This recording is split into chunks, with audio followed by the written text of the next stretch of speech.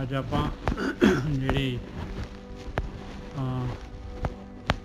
ਉਹ ਸ਼ਲੋਕ ਤੇ ਪੌੜੀਆਂ ਲੈ ਰਹੇ ਸੀ ਚਿੱਠੀ ਦੇ ਉੱਤੇ ਮਹਾਰਾਜ ਨੇ ਪੰਜਵੀਂ ਪਾਤਸ਼ਾਹੀ ਨੇ ਦਿੱਤੀਆਂ। ਉਹਦੀ ਤੀਸਰਾ ਸ਼ਲੋਕ ਲੈਣਾ ਹੈ ਜੀ। ਤੀਸਰਾ ਸ਼ਲੋਕ ਤੇ ਤੀਸਰੀ ਪੌੜੀ ਅੰਗ 297 ਸੌਰੀ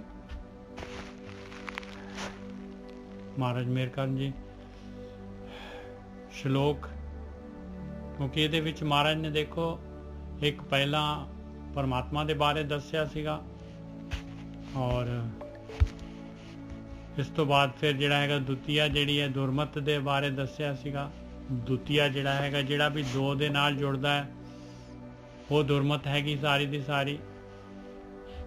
ਪਹਿਲਾਂ ਮਾਲਕ ਮਹਾਰਾਜ ਨੇ ਦੱਸਿਆ ਜਲ ਥਲ ਮਹੀਲ ਆਕਾਸ਼ ਸਾਰੀ ਜਗ੍ਹਾ ਤੇ ਉਹ ਮਾਲਕ ਪਰਮਾਤਮਾ ਹੀ ਜਿਹੜਾ ਹੈਗਾ ਅਨੇਕਾਂ ਤਰੀਕੇ ਦੇ ਨਾਲ ਪਸਰਿਆ ਹੋਇਆ ਆ। ਫਿਰ 2 ਤਰੀਕ ਦੇ ਉੱਤੇ ਮਹਾਰਾਜ ਨੇ ਗਿਆਨ ਦਿੱਤਾ ਸੀ ਵੀ ਦੁਤੀਆ ਤੇਰੀ ਦੁਰਮਤ ਹੈਗੀ। ਦੁਤੀਆ ਜਿਹੜਾ ਹੈਗਾ ਇਹ ਜਿਹੜਾ ਵੀ ਦੁਤੀਆ ਦੇ ਨਾਲ ਜੁੜਿਆ ਹੋਇਆ ਆ ਮਾਇਆ ਦੇ ਨਾਲ ਜੁੜਿਆ ਹੋਇਆ ਆ ਇਹ ਦੁਰਮਤ ਹੈਗੀ ਆ। ਇਸ ਤੋਂ ਬਚਣਾ ਹੈਗਾ ਤੇ ਭਾਈ ਗੁਰੂ ਦੀ ਸੇਵਾ ਕਰਨੀ ਪਊਗੀ ਜਿਵੇਂ ਗੁਰੂ ਕਹਿ ਰਹੇ ਹੈ। ਕਿਉਂਕਿ 2 ਦੇ ਨਾਲ ਜਿਹੜਾ ਹੈਗਾ ਕਾਮ ਕ੍ਰੋਧ ਲੋਭ ਮੋਹ ਹੰਕਾਰ ਇਹ ਡੁਐਲਿਟੀ ਵਾਲੀ ਜਿਹੜੀ 2 ਵਾਲੀ ਖੇਡ ਮਾਲਕ ਪਰਮਾਤਮਾ ਨੇ ਕੀਤੀ ਆ। ਤੇ ਜੇ ਇਹਦੇ ਨਾਲ ਜੁੜਾਂਗੇ ਤੇ ਮੌਤ ਆ ਭਾਈ ਆਤਮਿਕ ਮੌਤ। ਜੇ ਇਸ ਤੋਂ ਨਿਕਲਾਂਗੇ ਤੇ ਜਿਹੜੇ ਹੈਗੇ ਆਪਾਂ ਜੀਵਨ ਹੈਗਾ ਇਹੀ ਜਿਹੜਾ ਹੈਗਾ ਖੱਟੀ ਹੈਗੀ ਆ। ਜੇ ਇਸ ਚੋਂ ਨਿਕਲਣ ਦਾ ਉਪਰਾਲਾ ਕਰਦੇ ਆ ਧਿਆਨ ਸਿਮਰਨ ਕਰਦੇ ਆ। ਇਸ ਤੋਂ ਅੱਗੇ ਹੁਣ ਜਿਹੜਾ ਹੈਗਾ ਤੀਸਰੀ ਤਰੀਕ ਜਿਹੜੀ ਹੈਗੀ ਆ ਉਹਦੇ ਤੋਂ ਮਹਾਰਾਜ ਦੱਸ ਰਹੇ ਆ ਸ਼ਲੋਕ 3 ਵਿਆਪੈ ਜਗਤ ਕੋ ਤੁਰਿਆ ਪਾਵੈ ਕੋਏ। ਕਹਿੰਦੇ 3 ਗੁਣੀ ਜਿਹੜੇ ਹੈ ਸੰਸਾਰ ਨੂੰ 3 ਗੁਣ ਮਾਇਆ ਜਿਹੜੀ ਹੈ ਪੂਰੀ ਤਰ੍ਹਾਂ ਵਿਆਪ ਰਹੀ ਹੈ। ਚੌਥੇ ਪਦ ਦੇ ਵਿੱਚ ਕੋਈ ਟਾਵਾਂ ਜਾਂਦਾ ਹੈ ਬਾਕੀ ਸਾਰੀ ਦੁਨੀਆ ਜਿਹੜੀ ਹੈ ਮਾਇਆ ਦੇ 3 ਗੁਣਾਂ ਦੇ ਵਿੱਚ ਜਿਹੜੇ ਸੰਸਾਰ ਦੇ ਵਿੱਚ ਜਿਹੜੇ ਆਕਾਰ ਦੇ ਵਿੱਚ ਜਿਹੜੇ ਪਦਾਰਥਾਂ ਦੇ ਵਿੱਚ ਜਿਹੜੀ ਹੈਗੀ ਆ ਆਪਣੀ ਮਨੁੱਖੀ ਜੂਨ ਨੂੰ ਜਿਹੜੀ ਹੈਗੀ ਖੋ ਦਿੰਦੀ ਹੈ। 3 ਵਿਆਪੈ ਜਗਤ ਕੋ ਤੁਰਿਆ ਪਾਵੇ ਕੋਈ ਟਾਵਾਂ ਬੰਦਾ ਜਿਹੜਾ ਹੈਗਾ ਉਹ 3 ਤੋਂ ਉੱਪਰ ਉੱਠ ਪਾਉਂਦਾ ਹੈ ਭਾਈ ਤੁਰਿਆ ਅਵਸਥਾ ਨੂੰ ਜਿਹੜਾ ਹੈਗਾ ਕੋਈ ਟਾਵਾਂ ਬੰਦਾ ਚੌਥੇ ਪਦ ਤੇ ਪਹੁੰਚਦਾ ਹੈ। ਨਾਨਕ ਸੰਤ ਨਿਰਮਲ ਪਏ ਜਿਨ ਮਨ ਵਸਿਆ ਸੋਏ। ਉਹ ਸੰਤ ਹੁੰਦੇ ਆ ਭਾਈ ਸਾਧਨਾ ਕਰਨ ਵਾਲੇ ਉਹ ਨਿਰਮਲ ਹੋ ਜਾਂਦੇ ਆ। ਉਹ ਧਿਆਨ ਸਿਮਰਨ ਦੇ ਨਾਲ ਜਿਨ੍ਹਾਂ ਦੇ ਮਨ ਦੇ ਵਿੱਚ ਉਹ ਮਾਲਕ ਪਰਮਾਤਮਾ ਵਸ ਜਾਂਦਾ ਹੈ ਉਹ ਨਿਰਮਲ ਹੋ ਜਾਂਦੇ ਆ। ਹੈਗੀ ਭਾਈ ਤੀਜ ਤੋਂ ਜਿਹੜਾ ਹੈਗਾ 3 ਗੁਣਾਂ ਦੀ 3 ਗੁਣੀ ਮਾਇਆ ਉਹਦੇ ਬਾਰੇ ਜਿਹੜਾ ਹੈਗਾ ਗਿਆਨ। ਹਾਂਜੀ ਗੁਰੂ ਜੀ ਸਾਹਿਬ ਸ਼ਲੋਕ 3 ਵਿਆਪੈ ਜਗਤ ਕੋ ਤੁਰਿਆ ਪਾਵੈ ਕੋਏ। ਨਾਨਕ ਸੰਤ ਨਿਰਮਲ ਪਏ ਜਿਨ ਮਨੇ ਵਸਿਆ ਸੋਏ।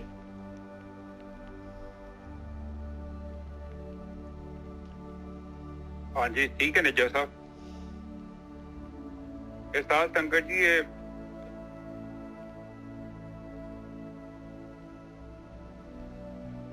ਬ੍ਰਹਮਲੀਨਤਾ ਦੀ ਗੱਲ ਕਰਦੇ ਨੇ। ਤੁਰਿਆ ਤੱਕ ਤੁਸੀਂ ਸਾਰੇ ਉਸੇ ਅਵਸਥਾ ਨੂੰ ਅਨੁਭਵ ਕਰ ਰਹੇ ਹੋ। ਤੁਰਿਆ ਦਾ ਮਤਲਬ 3 ਅਵਸਥਾਵਾਂ ਹੁੰਦੀਆਂ ਨੇ ਜਾਗਰਤ ਸਪਨ ਸੁਖਾਪਤੀ।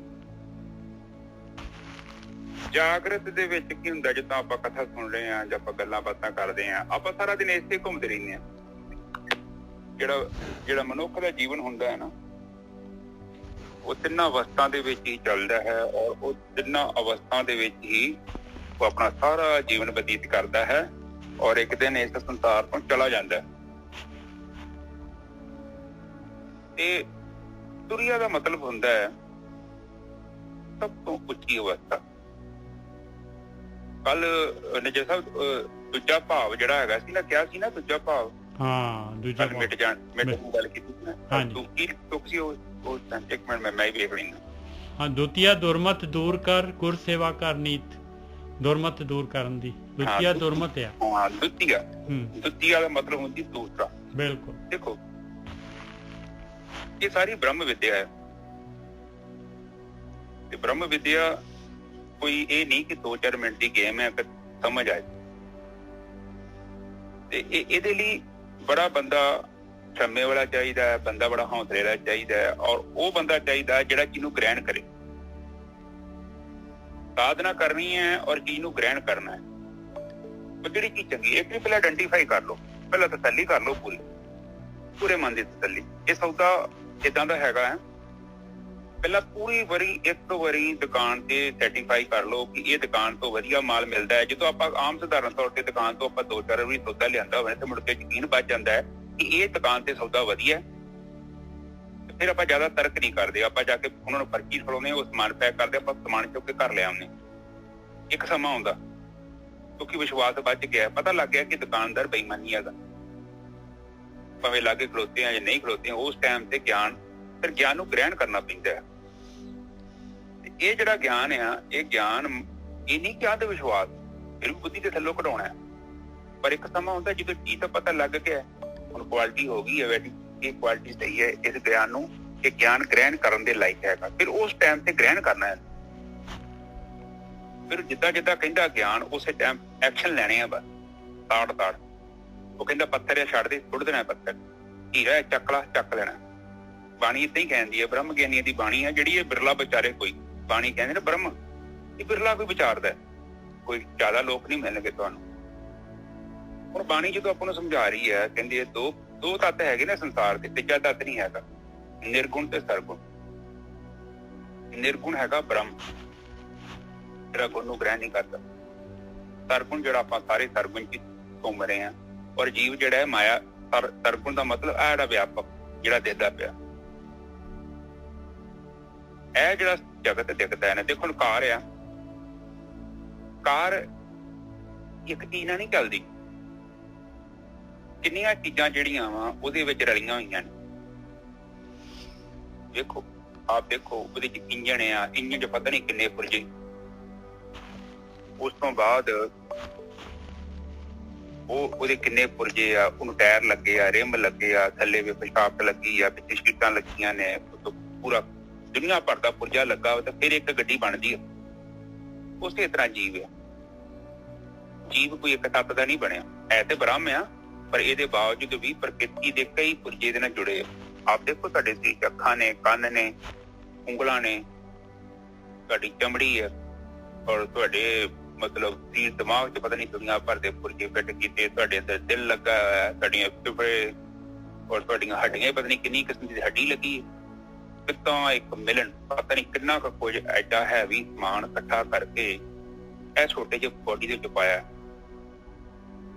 ਬਿਲਕੁਲ ਕੰਪੈਕਟ ਕਰਤਾ। ਐਡਾ ਵਧੀਆ ਪੁਰਜਾ ਛੋਟਾ ਜਿਹਾ ਕਰਕੇ ਬਣਾ। ਤੁਹਾਡੇ ਤੇ ਇੱਕ ਛੋਟਾ ਜਿਹਾ ਬਿਜਲੀ ਖਾਨਾ ਵੀ ਹੈਗਾ, ਜਿਹੜਾ ਬਿਜਲੀ ਪੈਦਾ ਕਰਦੇ ਆ, ਪ੍ਰਾਣ, ਜਿਹਦੇ ਨਾਲ ਹੈ ਸਰੀਰ ਚੱਲਦਾ। ਆਪਾਂ ਜੋ ਵੀ ਸਿਗਨਲ ਕਰਦੇ ਆ ਨਾ, ਗੱਲਾਂ ਬਾਤਾਂ ਕਰਦੇ ਆ, ਤੇ ਪੈਰ ਤੇ ਕੀੜੀ ਚੜ੍ਹਦੀ ਆ, ਸਾਨੂੰ ਤੇ ਸਿਗਨਲ ਪਹੁੰਚ ਜਾਂਦਾ ਪੈਰ ਤੇ ਕੀੜੀ ਚੜ੍ਹਨ ਦੀ। ਦੇਖੋ, ਇੰਨੀ ਸੈਂਸਿਟੀਵਿਟੀ ਸਾਡੇ ਅੰਦਰ ਹੈਗੀ ਆ, ਸਾਡੇ ਦਿਮਾਗ 'ਚ ਇੰਨਾ ਅਰੇਂਜ ਕੀਤਾ ਪਰਮਾਤਮਾ ਨੇ ਕਿ ਇਹ ਬੰਦਾ ਕਿਤੇ ਜੰਗਲ ਜੁੰਗਲ 'ਚ ਜਾਵੇ ਤੇ ਪੈਰ ਤੇ ਕੁਝ ਚੀਜ਼ ਚੜ੍ਹ ਜੇ, ਇਹਨੂੰ ਪਤਾ ਲੱਗੇ। ਆਪ ਦੇਖੋ, ਕਿਤੇ ਪੈਰ ਤੇ ਸੱਟ ਲੱਗ ਜੇ, ਤੁਹਾਨੂੰ ਪਤਾ ਲੱਗਦਾ। ਬੜਾ ਕਿੱਲ ਵੀ ਚੁੱਭਦਾ ਤੇ ਉਹਦਾ ਮਤਲਬ ਸੇਫਟੀ ਹੈਗੀ ਹੈ ਕਿ ਥੱਲੇ ਸ਼ਾਰਪ ਚੀਜ਼ ਹੈ, ਤੇਰੇ ਪੈਰ 'ਚ ਨਾ ਵੱਜ ਜੇ।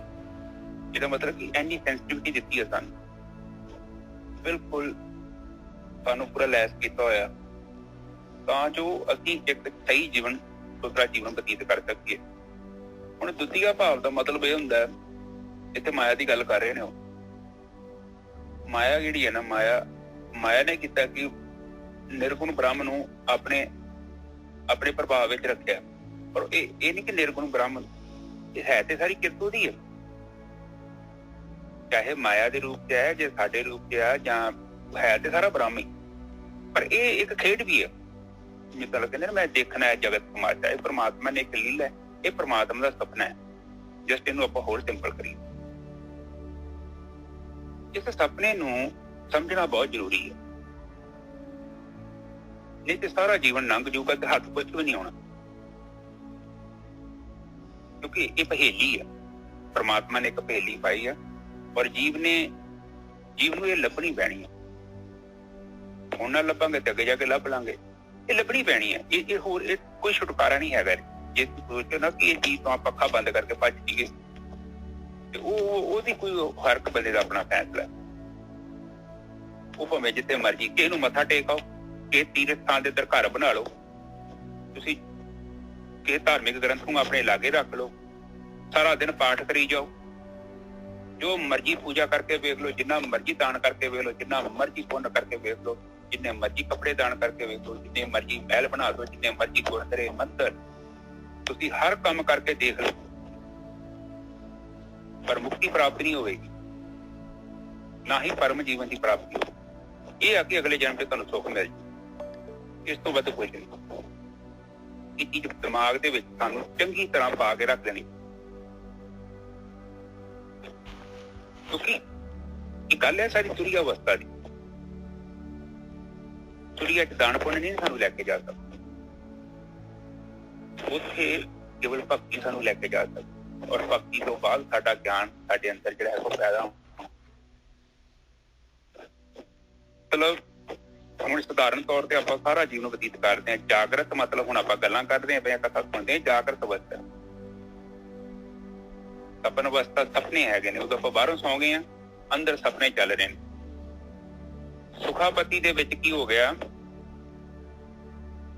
ਸਾਡੇ ਤੇ ਬ੍ਰਹਮ ਦੇ ਵਿੱਚ ਕੋਈ ਭੇਦ ਨਹੀਂ ਰਹਿ ਗਿਆ। ਜਿਹੜਾ ਜੀਵ ਆ ਉਹ ਜੀਵ ਵੀ ਬ੍ਰਹਮ ਦਾ ਰੂਪ ਹੋ ਗਏ ਨੇ। ਜਿਹੜਾ ਆਪ ਜੀ ਨੂੰ ਅੰਡਰਸਟੈਂਡ ਕਰਦੇ, ਜਿਹੜਾ ਜੀਵ ਨਿਰਗੁਣ ਬ੍ਰਹਮ ਚ ਗਿਆ, ਉਹਦਾ ਹੀ ਰੂਪ ਹੋ ਗਿਆ। ਪਰ ਜੀਵ ਉਹਦੇ ਵਿੱਚ ਜਾ ਕੇ ਵੀ ਨਿਰਗੁਣ ਦਾ ਬ੍ਰਹਮ ਕਿਉਂ ਨਹੀਂ ਹੋ ਪਾਉਂਦਾ? ਕਿਉਂਕਿ ਚਿੱਤ ਜਿਹੜਾ ਹੈ ਨਸ਼ਟ ਨਹੀਂ ਹੋਇਆ। ਚਿੱਤ ਹੈਗਾ, ਜਿੱਦਾਂ ਤੁਸੀਂ ਵੇਖਿਆ, ਤੁਸੀਂ ਸਧਾਰਨ ਤੌਰ ਤੇ ਇੱਕ ਚੀਜ਼ ਨੋਟਿਸ ਕੀਤੀ ਹੋਊਗੀ, ਤੁਸੀਂ ਮੱਖੀ ਨੂੰ ਚੁੱਕੋ ਕਿ ਉਹਨੂੰ ਫਰਿੱਜ ਵਾਲੇ ਖਾਨੇ 'ਚ ਰੱਖ ਦਿਓ, ਉਹ ਬਰਫ਼ ਵਾਲੇ ਖਾਨੇ 'ਚ ਇੰਝ ਲੱਗੂਗੀ ਮਰ ਗਈ ਆ। ਤੁਸੀਂ ਉਹਨੂੰ ਬਾਹਰ ਕੱਢੋਗੇ ਫਿਰ ਜਿੰਦਾ ਹੋ। ਉਸ ਅਵਸਥਾ 'ਚ ਕੀ ਹੋਇਆ ਕਿ ਜਿਹੜਾ ਸਾਡਾ ਚਿੱਤ ਹੈ ਨਾ, ਚਿੱਤ ਦੇਖੋ ਪਿੱਛੇ ਕਾਰਨ ਸਰੀਰ ਹੈ, ਕਾਰਨ ਸਰੀਰ ਮਤਲਬ ਭੜੋਲਾ। ਇਹ ਜਿਹੜਾ ਚਿੱਤ ਆ, ਚਿੱਤ ਸਾਡੀ ਡਿਸਪਲੇ ਆ। ਜਿੱਦਾਂ ਫਿਲਮ ਵੇਖਦੇ ਨਾ ਆਪਾਂ ਸਾਰੇ ਪਰਦੇ ਦੇ ਉੱਤੇ, ਸਿਨੇਮਾ ਹਾਲ 'ਚ ਜਾਂਦੇ ਹਾਂ, ਉੱਥੇ ਸਾਹਮਣੇ ਇੱਕ ਡਿਸਪਲੇ ਲੱਗੀ ਆ, ਔਰ ਡਿਸਪਲੇ ਤੇ ਪਿੱਛੋਂ ਲਾਈਟ ਵੱਜਦੀ ਆ ਤੇ ਲਾਈਟ ਦੀ ਤਸਵੀਰਾਂ ਬਣਦੀਆਂ, ਉਹ ਆਪਾਂ ਵੇਖਦੇ। ਇਹ ਸੰਸਾਰ ਵੀ ਉਹੀ ਚੀਜ਼ ਹੈ। ਜਿਹੜਾ ਸਾਡੇ ਅੰਦਰ ਚਿੱਤ ਹੈ ਨਾ, ਉਹ ਚਿੱਤ ਵੇਂਦਾ ਪਿਆ ਜੜ, ਜੋ ਵੀ ਸਾਨੂੰ ਜੜ ਦਿਖਦਾ ਨਾ, ਇਹ ਚਿੱਤ ਚ ਪ੍ਰਗਟ ਹੁੰਦੇ ਆ ਤੇ ਸਾਡਾ ਮਨ ਵੇਂਦਾ ਪਿਆ। ਇਹ ਜੀ ਆਪਣੀ ਅੱਖਾਂ ਵਾ ਨਾ, ਅੱਖਾਂ ਦੇ ਪਿੱਛੇ ਤੇ ਕੁਝ ਬੈਠਾ ਹੈ ਨਾ ਸਾਡੇ ਮਗਰ, ਅੱਖਾਂ ਦੇ ਪਿੱਛੇ, ਇਹ ਅੱਖਾਂ ਦੇ ਇੰਦਰੀ ਹੈ, ਸਾਧਨ ਹੈ। ਅੱਖਾਂ ਦੇ ਪਿੱਛੇ ਜਿਹੜੀ ਚੇਤਨਾ ਹੈ, ਉਹ ਅੰਦਰ ਜੀਵ ਹੈ ਸਾਡੇ ਅੰਦਰ, ਉਹ ਜੀਵ ਵੇਂਦਾ ਪਿਆ। ਇਹ ਜਿਹੜਾ ਮੈਂ ਕਹਿੰਦਾ ਨਾ, ਮੈਂ ਹੱਸਿਆ, ਮੈਂ ਰੋਇਆ, ਮੈਂ ਉਹ ਕੰਮ ਕੀਤਾ, ਮੈਂ ਅਫਸਰ, ਮੈਂ ਫਲਾਨਾ, ਮੈਂ ਢਿਮਕਾ, ਇਹ ਕੌਣ ਹੈ? ਇਹ ਨਕਲੀ ਆਇਡੈਂਟੀਟੀ ਹੈ ਸਾਡੀ, ਫਾਲਸ ਆਇਡੈਂਟੀਟੀ। ਇਹਨੂੰ ਹਉਮੈ ਰੋਗ ਕਿਹਾ ਗਿਆ, ਦੀਗਰ ਰੋਗ ਹੈ।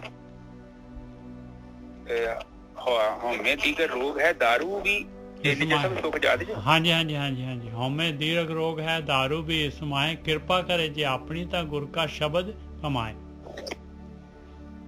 ਹਾਂ, ਦੇਖ ਲਓ, ਕਹਿੰਦੇ ਕਿ ਹਉਮੈ ਦੀਗਰ ਰੋਗ ਹੈ। ਦੀਗਰ ਰੋਗ ਦਾ ਮਤਲਬ ਹੁੰਦਾ ਕਿ ਏਦਾਂ ਦੇ ਰੋਗ ਹੁੰਦੇ ਜਿਹੜੇ ਠੀਕ ਨਹੀਂ ਹੁੰਦੇ, ਜਿਹੜੇ ਕਾਫੀ ਏਦਾਂ ਦਾ ਰੋਗ ਹੈ, ਵੱਡਾ ਰੋਗ। ਪਰ ਕਹਿੰਦੇ ਇਲਾਜ ਨਹੀਂ, ਦਾਰੂ ਵੀ ਹੈਗਾ, ਇਲਾਜ ਹੋ ਜਾਊਗਾ। ਹਾਂ, ਇਹਦੇ ਦਾਰੂ ਵੀ ਇਹਦੀ ਹੈਗੀ ਹੈ, ਪਰ ਹੈ ਰੋਗ ਬੜਾ ਪੁਰਾਣਾ, ਪਰ ਇਹਦਾ ਇਲਾਜ ਹੈਗਾ।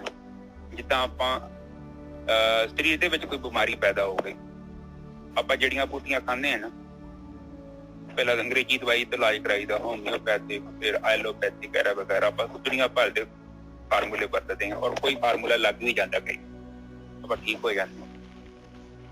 ਇਸੇ ਹੀ ਤਰ੍ਹਾਂ ਹਉਮੈ ਇੱਕ ਰੋਗ ਹੈ। ਇਹ ਹਉਮੈ ਮੱਖੀ ਵਾਂਗੂ ਆ, ਜਿੱਦਾਂ ਫਰਿੱਜ ਦੇ ਵਿੱਚ ਰੱਖੀ।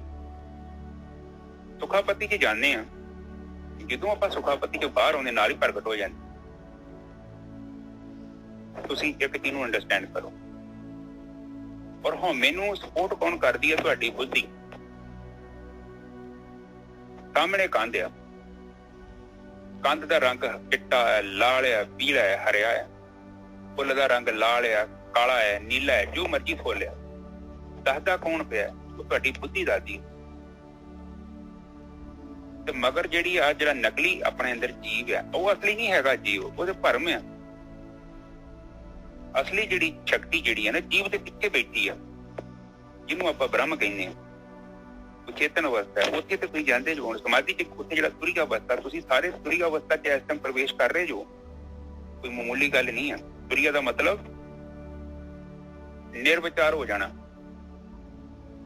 ਜਾਗਰਤ ਨੂੰ ਵੀ ਕੱਟਿਆ, ਸਪਨ ਨੂੰ ਵੀ ਕੱਟਿਆ, ਮਤਲਬ ਵਿਚਾਰ ਤੋਂ ਅੱਗੇ ਲੰਘ ਗਿਆ। ਅੱਗੇ ਬਾਕੀ ਸੁਖਾਪਤੀ, ਸੁਖਾਪਤੀ ਚ ਬੇਹੋਸ਼ੀ ਚ ਜਾਂਦੇ ਆਪਾਂ, ਪਰ ਜਾਗਰਤ ਅਵਸਥਾ ਚ ਜਾਂਦੇ ਆ ਜਦੋਂ ਸੁਖਾਪਤੀ ਦੇ ਵਿੱਚ, ਉੱਥੇ ਮਨ, ਬੁੱਧੀ, ਚਿੱਤ, ਹਉਮੈ ਸਾਰੇ ਉੱਥੇ ਗਏ। ਇਹਦੇ ਬਾਵਜੂਦ ਵੀ ਸਾਡੇ ਚਿੱਤ ਤੇ ਇੱਕ ਵੀ ਤਸਵੀਰ ਨਹੀਂ ਬਣਦੀ। ਇਹ ਹੈ ਸੁਖਾਪਤੀ, ਇਹ ਹੈ ਬ੍ਰਹਮ। ਉਸ ਬ੍ਰਹਮ ਦੇ ਵਿੱਚ ਜਦੋਂ ਸਾਡੀ ਸੁਰਤੀ ਠਹਿਰ ਜਾਂਦੀ, ਜੀਵ ਦੀ ਸੁਰਤੀ ਕੁਦਰਤੀ ਤੌਰ ਤੇ ਵੈਸੇ ਨਿਰਗੁਣ ਬ੍ਰਹਮ ਹੈ, ਪਰ ਜੀਵ ਦੀ ਸੁਰਤੀ ਉੱਤੇ ਜਾ ਸਕਦੀ। ਉੱਥੇ ਤੁਹਾਡਾ ਕੋਈ ਉੱਥੇ ਕੋਈ ਧਰਤੀ ਨਹੀਂ ਹੈਗੀ, ਨਾ ਉੱਥੇ ਸੂਰਜ, ਨਾ ਉੱਥੇ ਤਾਰਾ, ਨਾ ਤੁਹਾਡਾ ਪਿਓ, ਨਾ ਤੁਹਾਡੀ ਮਾਂ, ਨਾ ਤੁਹਾਡੇ ਬੱਚੇ, ਨਾ ਤੁਹਾਡਾ ਤੇ ਨਾਂ ਹੀ ਨਹੀਂ ਜਾ ਸਕਦਾ। ਜੇ ਤੁਸੀਂ ਨਿਰਵਿਚਾਰ ਹੁੰਦੇ ਜੋ, ਤੁਹਾਡਾ ਨਾਮ ਹੀ ਨਹੀਂ ਹੈਗਾ। ਕੌਣ ਹੈਗਾ ਨਿਜਸਤ? ਹੈਗਾ ਤੇ ਕੋਈ ਨਿਜਸਤ? ਨਾ, ਬਿਲਕੁਲ ਨਹੀਂ। ਉਹ ਨਿਰਗੁਣ ਬ੍ਰਹਮ। ਉੱਥੇ ਜਿਹੜਾ ਵੀ ਜਾਊਗਾ ਉਹਨੂੰ ਉਹਨਾਂ ਚਿਰ ਤੱਕ ਆਪਾਂ ਅਨੁਭਵ ਨਹੀਂ ਕਰ ਸਕਦੇ ਜਿੰਨਾ ਚਿਰ ਤੱਕ ਹਰ ਦੇ ਵਰਗੇ ਹੀ ਹੋ ਨਹੀਂ ਜਾਂਦੇ। ਪਰ ਆਪਾਂ ਨੂੰ ਅਵਸਥਾ ਨਹੀਂ ਪ੍ਰਾਪਤ ਹੋਈ ਅਜੇ। ਆਪਾਂ ਉੱਥੇ ਜਾਂਦੇ ਹਾਂ, ਘੁੰਮ ਕੇ ਵਾਪਸ ਆ ਜਾਂਦੇ। ਅਵਸਥਾ ਤੇ ਸਹਿਜ ਅਵਸਥਾ। ਇਹ ਤੁਰੀਆ ਤੋਂ ਅੱਗੇ ਇੱਕ ਅਵਸਥਾ ਹੈਗੀ, ਉਹਨੂੰ ਅਤੁਰੀਆ ਕਹਿੰਦੇ ਆ। ਤੇ ਅਤੁਰੀਆ ਅਵਸਥਾ ਦੇ ਵਿੱਚ ਪਹੁੰਚਣਾ ਹੀ ਜੀਵਨ ਦਾ ਇੱਕ ਸਾਡਾ ਟੀਚਾ ਹੈ। ਔਰ ਜਦੋਂ ਅਸੀਂ ਅਤੁਰੀਆ ਚ ਪ੍ਰਵੇਸ਼ ਕਰਕੇ ਉੱਥੇ ਸਾਡੀ ਸੁਰਤੀ ਸਥਿਰ ਹੋ ਜਾਂਦੀ ਹੈ ਤੇ ਸਾਡੇ ਅੰਦਰ ਇੱਕ ਐਸੀ ਕਪੈਸਿਟੀ ਪੈਦਾ ਹੋ ਜਾਂਦੀ ਹੈ ਤੇ ਅਸੀਂ ਯਥਾਰਥ ਸੱਚ ਨੂੰ ਵੇਖ ਸਕਦੇ। ਤੇ ਰਿਮੋਟ ਕੰਟਰੋਲ ਤੁਹਾਡੇ ਹੱਥ 'ਚ ਹੋਊਗਾ। ਜੇ ਤੁਸੀਂ 5-6 ਮਹੀਨੇ ਸਾਧਨਾ ਕੀਤੀ, ਤੁਹਾਨੂੰ ਗੁੱਸਾ ਚੜੂਗਾ ਨਹੀਂ, ਬਹੁਤ ਮੁਸ਼ਕਲ ਹੈ। ਜੇ ਤੂੰ ਜ਼ਬਰਦਸਤੀ ਚਾੜ ਲਓ ਤਾਂ ਗੱਲ ਵੱਖਰੀ ਹੈ। ਜਦੋਂ ਬੰਦੇ ਦੀ ਸੁਰਤੀ ਤੁਰੀਆ ਤੱਤ 'ਚ ਜਾਂਦੀ ਹੈ,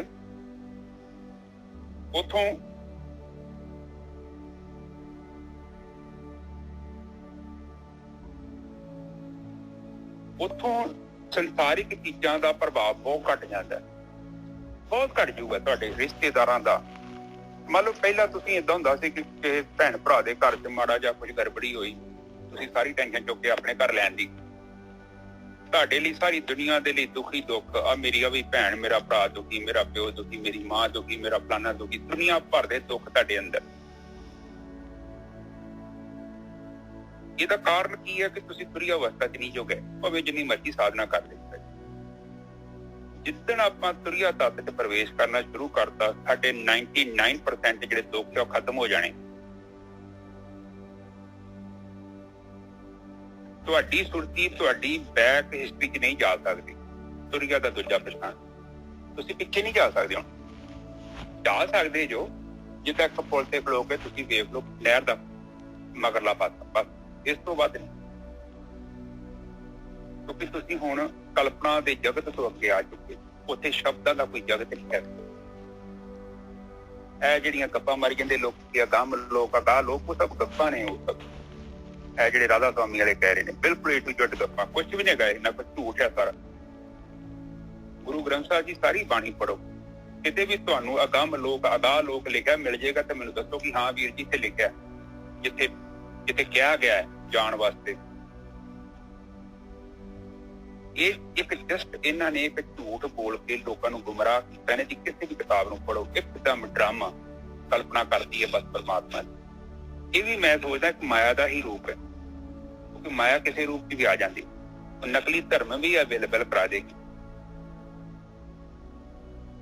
ਇੱਥੇ ਕੋਈ ਬੇਵਕੂਫੀ ਵਾਸਤੇ ਕੋਈ ਜਗ੍ਹਾ ਨਹੀਂ ਹੈਗੀ। ਪਰ ਗੁਰੂ ਗ੍ਰੰਥ ਸਾਹਿਬ ਜੀ ਨੂੰ ਤੁਸੀਂ ਗਾਈਡ ਰੱਖ ਕੇ ਚੱਲੋਗੇ ਨਾ ਤੇ ਤੁਸੀਂ ਪੱਕਾ ਪਹੁੰਚ ਜਾਓਗੇ। ਕਿਉਂਕਿ ਇਹ ਲੋਕ ਕੀ ਕਰਦੇ ਆ, ਤੁਕਾਂ ਕੱਢ ਕੇ ਤੇ ਆਪਣੀ ਜਿਹੜੀ ਆਪਣਾ ਨੰਗੇਜ ਉਹਨੂੰ ਕੱਜਦੇ ਨੇ, ਉੱਥੇ ਪਾ ਲੈਂਦੇ ਨੇ ਤੁਕਾਂ ਕੱਢ ਕੇ, ਜਦ ਕਿ ਪੂਰੀ ਬਾਣੀ ਨੂੰ ਨਹੀਂ ਲੈਂਦੇ। ਜਦੋਂ ਇਹ ਪੂਰੀ ਬਾਣੀ ਨੂੰ ਚੁੱਕਣਗੇ ਨਾ, ਉਸੇ ਟਾਈਮ ਹੀ ਬਾਣੀ ਨੇ ਸੱਚ ਦਾ ਸੱਚ ਕਰ ਦੇਣਾ, ਝੂਠ ਨੂੰ ਕੱਟ ਕੇ ਸਾਈਡ ਕਰ ਦੇਣਾ ਹੈ ਬਾਣੀ। ਕਿਉਂਕਿ ਬਾਣੀ ਦੇ ਵਿੱਚ ਜਦੋਂ ਆਪਾਂ ਐਡੀਟਿੰਗ ਕਰਦੇ ਆ ਨਾ, ਇਹ ਪਹਿਲੀਆਂ 4 ਲਾਈਨਾਂ ਹੈਗੀਆਂ ਮੰਨ ਲਓ ਗਲਤ ਵੀ ਕਿਸੇ ਨੇ ਲਿਖਤੀਆਂ ਤੇ ਅਗਲੀਆਂ ਲਾਈਨਾਂ ਨੇ ਕੱਟ ਦੇਣਾ, ਕਟਿੰਗ ਕਰ ਦੇਣੀ ਹੈ, ਮੈਚ ਨਹੀਂ ਹੋਣਾ। ਬਾਣੀ ਤੇ ਕਹਿੰਦੀ ਆ ਕਿ ਜਬ ਹਮ ਹੋਤੇ ਤਬ ਤੁਮ ਨਹੀਂ, ਮੈਂ ਮਤਲਬ ਕਿ ਜਦੋਂ ਤੂੰ ਆ ਤਾਂ ਫਿਰ ਮੈਂ ਨਹੀਂ ਆ, ਤੇ ਜਦੋਂ ਫਿਰ ਮੈਂ ਆ ਤਾਂ ਉਦੋਂ ਤੂੰ ਨਹੀਂ ਆ। ਮਤਲਬ ਕਿ ਸਾਡੇ ਤੇ ਬ੍ਰਹਮ ਦੇ ਵਿੱਚ ਇੰਨੀ ਨੇੜਤਾ, ਨੇੜਤਾ ਦਾ ਮਤਲਬ ਕਿ ਜਦੋਂ ਵਿਚਾਰ ਹੈਗੇ ਆ ਤਾਂ ਉਦੋਂ ਮੈਂ ਆ, ਤੇ ਜਦੋਂ ਵਿਚਾਰ ਨਹੀਂ ਹੈਗੇ ਤੇ ਫਿਰ ਮੈਂ ਨਹੀਂ ਆ। ਬ੍ਰਹਮ ਹੈ। ਨਿਰਵਿਚਾਰ ਅਵਸਥਾ 'ਚ ਨਾ ਤੇ ਮਨ ਹੈਗਾ, ਨਾ ਚਿੱਤ ਹੈਗਾ, ਨਾ ਬੁੱਧੀ ਹੈ, ਤੇ ਨਾ ਹੀ ਹਉਮੈ ਹੈ। ਉੱਥੇ ਕਲਾ ਬ੍ਰਹਮ ਹੈ, ਸ਼ੁੱਧ ਬ੍ਰਹਮ, ਬਿਲਕੁਲ ਪਿਓਰ ਬ੍ਰਹਮ। ਉਹ ਨਿਰਗੁਣ ਬ੍ਰਹਮ ਹੈ, ਅਚਲ ਮੂਰਤ, ਅਚਲ ਮੂਰਤ ਹੈ। ਉਹ ਮੂਵਮੈਂਟਲੈਸ ਹੋ ਸਕਦੀ ਹੈ, ਉਹਦੇ ਵਿੱਚ ਕੁਝ ਮੂਵਮੈਂਟ ਨਹੀਂ ਹੈ। ਧਰਤੀਆਂ ਧੁਰਤੀਆਂ ਬੇਸ਼ੱਕ ਘੁੰਮ ਰਹੀਆਂ ਨੇ, ਪਰ ਉਸ ਤੱਤ ਦੇ ਵਿੱਚ ਕੋਈ ਮੂਵਮੈਂਟ। ਜਦੋਂ ਅਸੀਂ ਉਸ ਲੈਵਲ ਤੇ ਪਹੁੰਚਦੇ ਹਾਂ, ਉਹਨੂੰ ਤੁਰੀਆ ਤੱਤ ਕਹਿੰਦੇ ਆ ਬਾਣੀ, ਜਾਂ ਤੁਰੀਆ ਤੱਤ ਦੀ ਗੱਲ ਕਰਦੇ ਨੇ। ਇਹ ਸਾਰੀ ਬ੍ਰਹਮ ਗਿਆਨੀਆਂ ਦੀ ਬਾਣੀ। ਇਹਨਾਂ ਦੀ ਬਾਣੀ ਨੂੰ ਸਮਝਣ ਦੇ ਲਈ ਤੁਹਾਡਾ ਲੈਵਲ ਉੱਪਰ ਚਾਹੀਦਾ ਹੈ। ਜਿੱਦਾਂ ਵੱਡੀਆਂ ਕਿਤਾਬਾਂ, ਇਹ ਤੁਰੀਆ ਦੇ ਇਹ ਨਹੀਂ ਕਿ ਤੁਰੀਆ ਪੜ੍ਹ ਲਿਆ ਤੇ ਗੱਲ ਖਤਮ ਹੋ ਗਈ। ਉਸ ਤੁਰੀਆ ਤੱਤ 'ਚ ਤੁਹਾਨੂੰ ਪਹੁੰਚਣਾ ਪਊਗਾ, ਯਥਾਰਥ ਸੱਚ ਨੂੰ ਆਪਣੀ ਅੱਖਾਂ ਤੇ ਵੇਖਣਾ ਪਊਗਾ। ਇਹ ਤੇ ਬਾਣੀ ਤੇ ਕਹਿੰਦੀ ਹੈ, ਸਮਝਾਇਆ ਵਾ ਕਿ ਤੁਰੀਆ ਤੱਤ ਮਤਲਬ ਬ੍ਰਹਮ ਦੇ ਵਿੱਚ ਇੱਕਮਿਕ ਹੋ ਜਾਣਾ ਹੈ। ਬੁੱਧੀ ਨਹੀਂ ਹੈਗੀ ਉੱਥੇ, ਮਨ ਨਹੀਂ ਹੈਗਾ, ਚਿੱਤ ਨਹੀਂ ਹੈਗਾ, ਹਉਮੈ ਨਹੀਂ ਹੈਗੀ, ਧਰਤੀ ਨਹੀਂ ਹੈਗੀ, ਸੂਰਜ ਨਹੀਂ ਹੈਗੇ। ਬਾਣੀ 'ਚ ਕਿਹਾ ਹੈ ਬਾਰ-ਬਾਰ। ਉਸ ਅਵਸਥਾ ਨੂੰ ਜਦੋਂ ਤੁਸੀਂ ਨਿਰਬੀਜ ਸਮਾਧੀ 'ਚ ਅਨੁਭਵ ਕਰਦੇ ਜੋ, ਨਿਰਬੀਜ ਸਮਾਧੀ, ਹੁਣ ਉੱਥੇ ਬੀਜ ਨਹੀਂ ਰਹਿਣੇ। ਉੱਥੇ ਜਦੋਂ ਜੀਵ ਦੀ ਸੁਰਤੀ ਪਹੁੰਚਦੀ ਆ, ਫਿਰ ਇਹ ਕੀ ਕਰਦੀ ਆ, ਉਹ ਸ਼ਕਤੀ ਜਦੋਂ ਬਾਣੀ 'ਚ ਪਹਿਲਾਂ ਵੀ ਕਿਹਾ ਗਿਆ ਤੇ ਨਿਜਾ ਸਾਹਿਬ, ਉਹ ਘੜੀਏ ਮੱਤ, ਉਹ ਤੁਕ ਬੋਲੋ ਜਰਾ ਦੁਬਾਰਾ।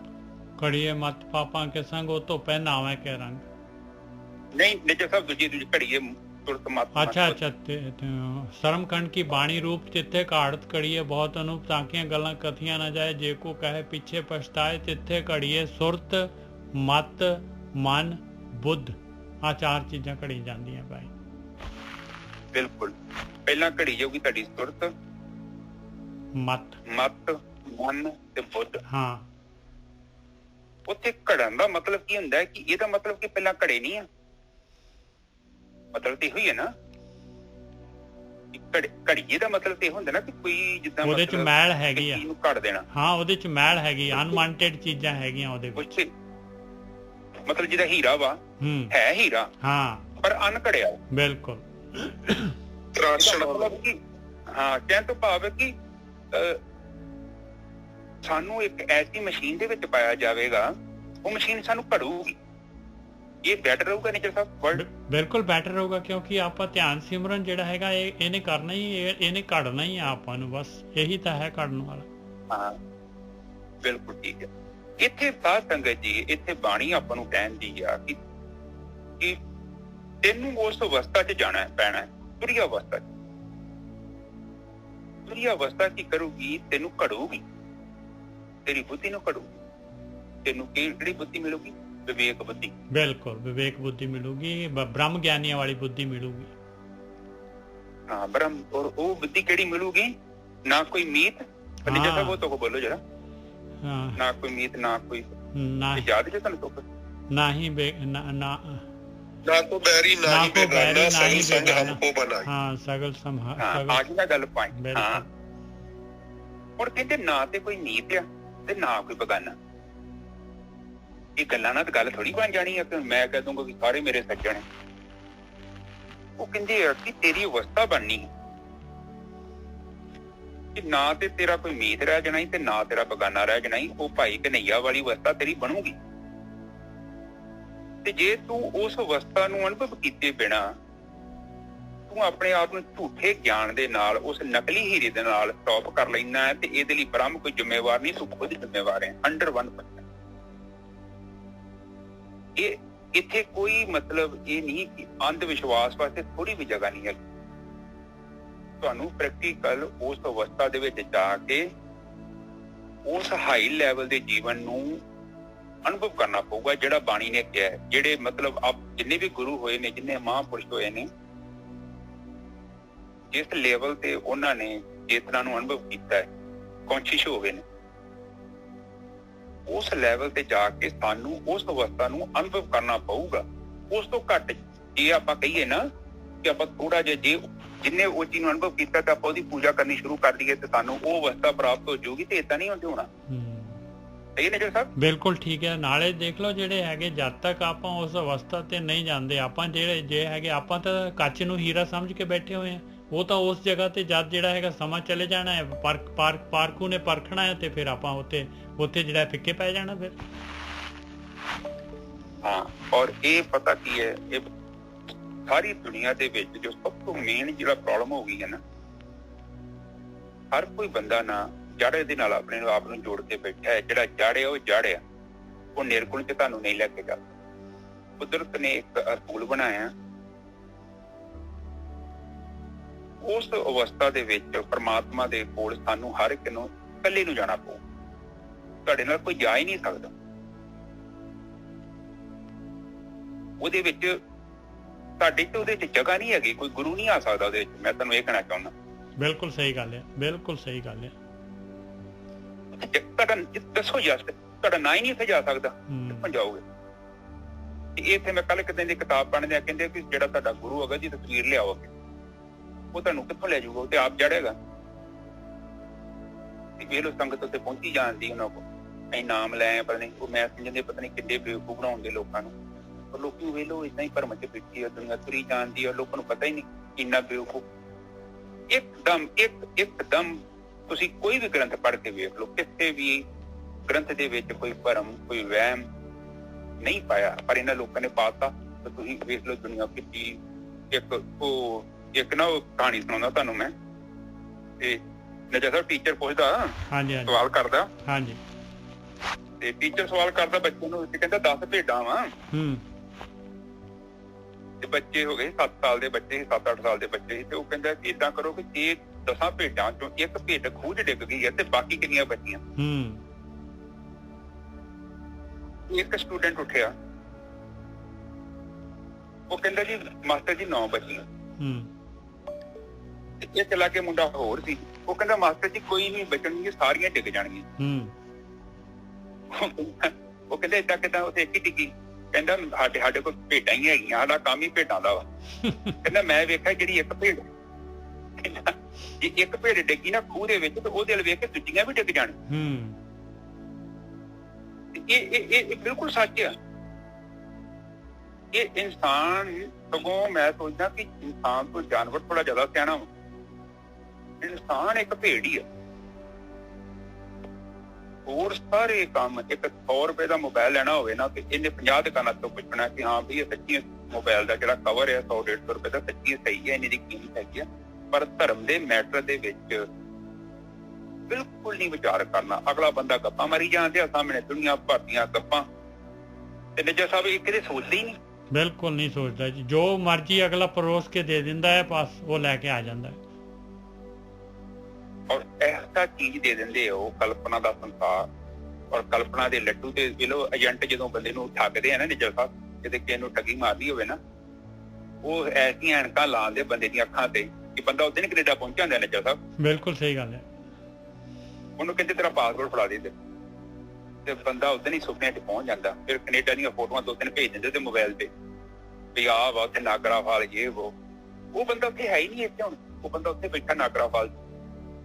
ਉਹ ਪਤਾ ਤੇ ਉਦੋਂ ਲੱਗਦਾ ਵਾ, ਉਹ ਸੁਪਨੇ ਤੇ ਉਦੋਂ ਟੁੱਟ ਜਾਂਦੇ ਆ ਜਦੋਂ ਪਤਾ ਲੱਗਦਾ ਕਿ ਕਿੱਲਾ ਜ਼ਮੀਨ ਵੇਚ ਗਈ ਆ, ਤੇ 4 ਜੀ ਇੱਥੇ ਤੁਰੇ ਫਿਰਦੇ, ਤੇ ਏਜੰਟ ਜੀ ਨਹੀਂ ਫੋਨ ਹੀ ਚੁੱਕਦੇ। ਉਹ ਹਿਸਾਬ ਹੈ ਧਰਮਾਂ ਦਾ। ਇਹ ਜਿਹੜੇ ਨਵੇਂ ਧਰਮ ਆ, ਇਹ ਚੀਜ਼ ਨੂੰ ਏਦਾਂ ਹੀ ਬੰਦੇ ਨੂੰ ਠੱਗੀ ਜਾਂਦੇ। ਔਰ ਵੇਖ ਲਓ ਇਨਸਾਨ, ਔਰ ਲੱਖਾਂ ਨਹੀਂ ਕਰੋੜਾਂ ਲੋਕ ਉਹ ਭੇਡਾਂ ਹੋਣ, ਉੱਥੇ ਤੁਰੇ ਜਾਂਦੇ, ਉੱਥੇ ਤੁਰੇ ਜਾਂਦੇ, ਔਰ ਕਿਤੇ ਸੋਚਦੇ ਨਹੀਂ, ਕਿਤੇ ਬੁੱਧੀ ਤੋਂ ਨਹੀਂ ਕੰਮ ਲੈਂਦੇ ਕਿ ਜਿਹੜੀ ਬਾਣੀ ਦੇ ਪਿੱਛੇ ਇਹ ਲੋਕ ਤੁਹਾਨੂੰ ਬੇਵਕੂਫ ਬਣਾਉਂਦੇ, ਉਸ ਬਾਣੀ ਦੇ ਵਿੱਚ ਲਿਖਿਆ ਸੀ, ਪਹਿਲਾਂ ਉਹ ਤੇ ਪੜ੍ਹ ਲਓ। ਕਿਸੇ ਨੂੰ ਤੇ ਨਹੀਂ ਸੁਣਨਾ ਜਿਹੜੀ ਬਾਣੀ ਦੇ ਕਰਕੇ ਤੁਸੀਂ ਸੋਚੀ ਜਾਂਦੇ ਜੋ। ਇਹ ਲੋਕ ਪਤਾ ਕਿਹੜੇ ਨੇ? ਇਹ ਲੋਕ ਉਹ ਨੇ ਕਿ ਗੁਰੂ ਗ੍ਰੰਥ ਸਾਹਿਬ ਸਾਹਮਣੇ ਰੱਖਦੇ ਨੇ, ਉਹਨਾਂ ਨੂੰ ਗੁਰੂ ਗ੍ਰੰਥ ਸਾਹਿਬ ਦੇ ਨਾਲ ਕੋਈ ਲੈਣਾ ਦੇਣਾ ਨਹੀਂ ਹੁੰਦਾ। ਗੁਰੂ ਗ੍ਰੰਥ ਸਾਹਿਬ ਤੇ ਖੰਡਨ ਕਰਦੇ ਉਸ ਚੀਜ਼ ਦਾ। ਪਰ ਉਹ ਕੀ ਕਰਦੇ ਆ ਕਿ ਉਹਦੀ ਆੜ ਦੇ ਵਿੱਚ, ਗੁਰੂ ਗ੍ਰੰਥ ਸਾਹਿਬ ਜੀ ਦੀ ਆੜ ਦੇ ਵਿੱਚ ਇੱਕ ਐਸਾ ਅਡੰਬਰ ਰਚ ਦਿੰਦੇ ਨੇ, ਔਰ ਲੋਕ ਪਤਾ ਕੀ ਸੋਚਦੇ ਕਿ ਸਾਡੇ ਗੁਰੂ ਜੀ ਕੋਠੇ ਹੈਗੀ, ਵੇਖੋ ਗੁਰੂ ਗ੍ਰੰਥ ਸਾਹਿਬ ਜੀ ਰੱਖੇ ਨੇ, ਔਰ ਇਹ ਨਹੀਂ ਸੋਚਦੇ ਕਿ ਉਹ ਬੰਦਾ ਜਿਹੜਾ ਬੋਲਦਾ ਪਿਆ ਹੈ ਉਹਦੇ ਵਿੱਚ ਪਤਾ ਨਹੀਂ ਕੀ ਰਲਾਤਾ ਹੁਣ। ਉਹ ਰਲਾ ਕੇ ਜਿੱਦਾਂ ਜਿਵੇਂ ਮੱਝਾਂ ਨੂੰ ਪੱਠੇ ਨਹੀਂ ਪਾਉਂਦੇ ਆਪਾਂ, ਹਾਂ ਬਿਲਕੁਲ, ਉਹ ਹਰਾ ਵਿੱਚ ਰਲਾ ਦਿੰਦੇ ਸੁੱਕੇ ਦੇ ਵਿੱਚ।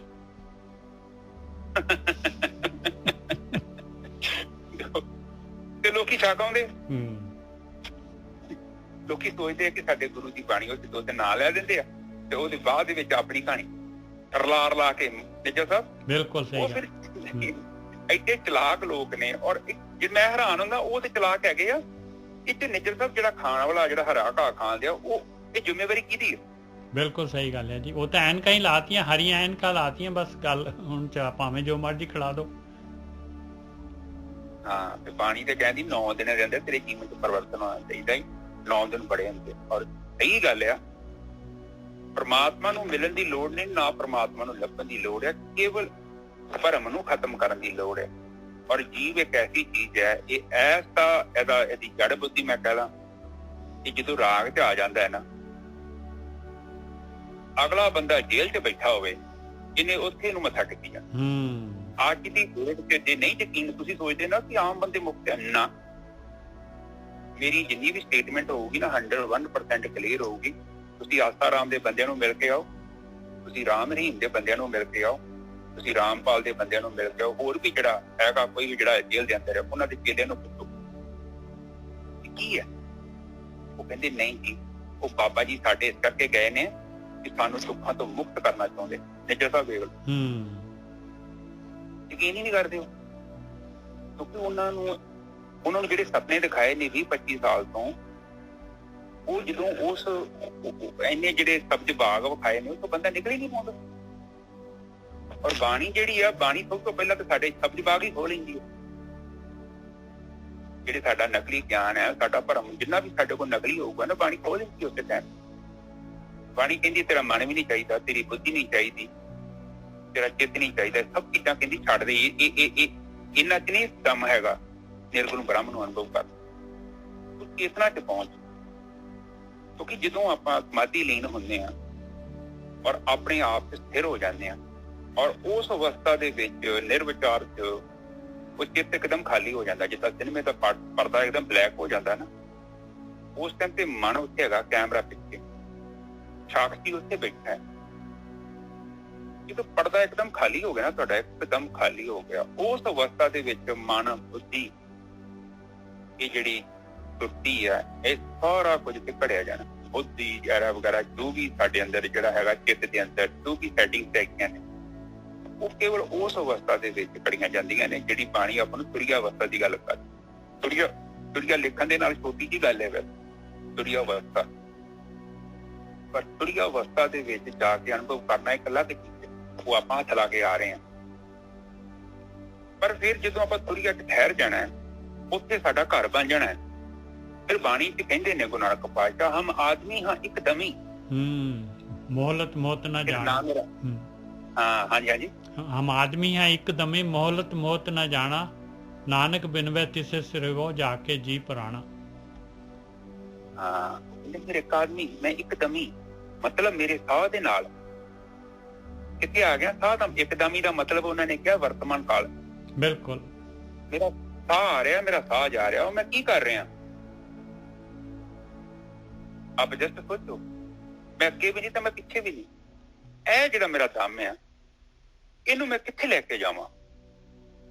ਕਿ ਸੱਚੀ ਮੇਰਾ ਦਮ ਸਹੀ ਜਗ੍ਹਾ ਤੇ ਵਰਤਿਆ ਜਾ ਰਿਹਾ। ਉਹ ਤੇ ਗੱਲ ਹੀ ਨਹੀਂ ਕਰਦੇ ਕਿ ਮੈਂ ਮਹੀਨਾ 1.5 ਮਹੀਨਾ ਪਹਿਲਾਂ ਕੁਝ ਕਰੂੰਗਾ। ਉਹ ਤੇ ਕਹਿੰਦੇ ਹਮ ਆਦਮੀ ਹੈ ਇੱਕਦਮ ਹੀ, ਮੈਂ ਇਹ ਦਮ ਨੂੰ ਕਿੱਦਾਂ ਵਰਤਣਾ ਹੈ, ਔਰ ਇਸ ਦਮ ਦੇ ਨਾਲ ਕੀ ਸੱਚੀ ਮੇਰੇ ਜੀਵਨ ਚ ਉਚਾਈ ਆ ਰਹੀ ਹੈ ਜਾਂ ਮੈਂ ਥੱਲੇ ਜਾ ਰਿਹਾ।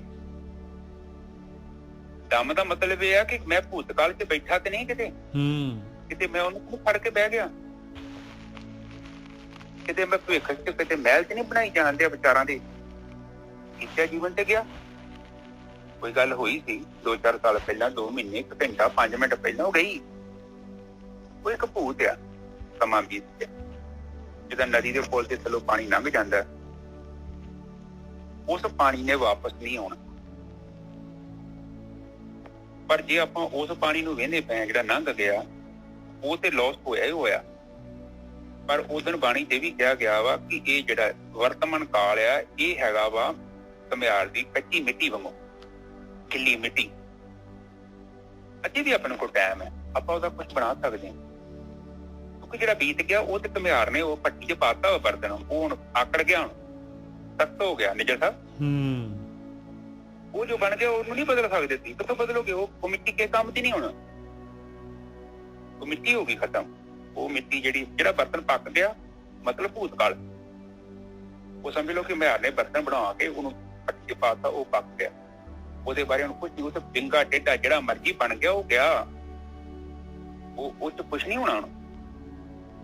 ਹੁਣ ਵਰਤਮਾਨ ਚ ਬਾਣੀ ਆਪਾਂ ਨੂੰ ਇਹ ਸਮਝਾਉਂਦੀ ਕਿ ਹਮ ਆਦਮੀ ਹਾਂ ਇੱਕ ਕਮੀ, ਕਿ ਜਿਹੜੀ ਤੇਰੇ ਹੱਥ ਚ ਮਿੱਟੀ ਆ ਵਰਤਮਾਨ ਕਾਲ ਦੀ, ਤੂੰ ਇਹ ਵੀ ਛੱਡ ਦੇ ਕਿ ਅਗਲੀ ਮਿੱਟੀ ਕਿੱਥੋਂ ਲਿਆਉਣੀ ਆ, ਕਿੱਥੋਂ ਪੁੱਟਣੀ ਆ, ਉਹ ਤੂੰ ਛੱਡ। ਜਿਹੜੀ ਤੇਰੇ ਹੱਥ ਚ ਮਿੱਟੀ ਆ, ਜਿਹੜੀ 1, 2, 4 ਕਿਲੋ, ਤੇਰਾ ਆਹ ਦਾ ਸਮਾਂ, ਵਰਤਮਾਨ, ਪ੍ਰੈਜ਼ੈਂਟ, ਇਸ ਮਿੱਟੀ ਦਾ ਤੂੰ ਕੀ ਬਣਾਉਣਾ ਚਾਹੁੰਦਾ?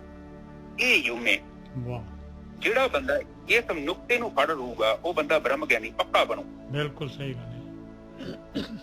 ਇਹ ਜੋ ਸਾਡੇ ਕੋਲ, ਇਹ ਜਿਹੜਾ ਤੁਹਾਡੇ ਕੋਲ 95 ਬੰਦੇ ਬੈਠੇ ਜੋ, ਇਹ ਸਮਝ ਲਓ ਕਿ ਤੁਹਾਡੇ ਕੋਲ ਆਹ ਪਾਵਰ ਆਫ ਨਾਓ ਆ। ਆਹ ਤੁਹਾਡੇ ਕੋਲ ਜਿਹੜਾ ਵਰਤਮਾਨ ਕਾਲ, ਜਿਹੜਾ ਗੁਰੂ ਨਾਨਕ ਪਾਤਸ਼ਾਹ ਜੀ ਗੁਪਤ ਸੰਦੇਸ਼ ਦੇ ਕੇ ਗਏ, ਹਮ ਆਦਮੀ ਹਾਂ ਇੱਕ ਕਮੀ, ਮਤਲਬ ਇਹੋ ਹੀ ਹੈ।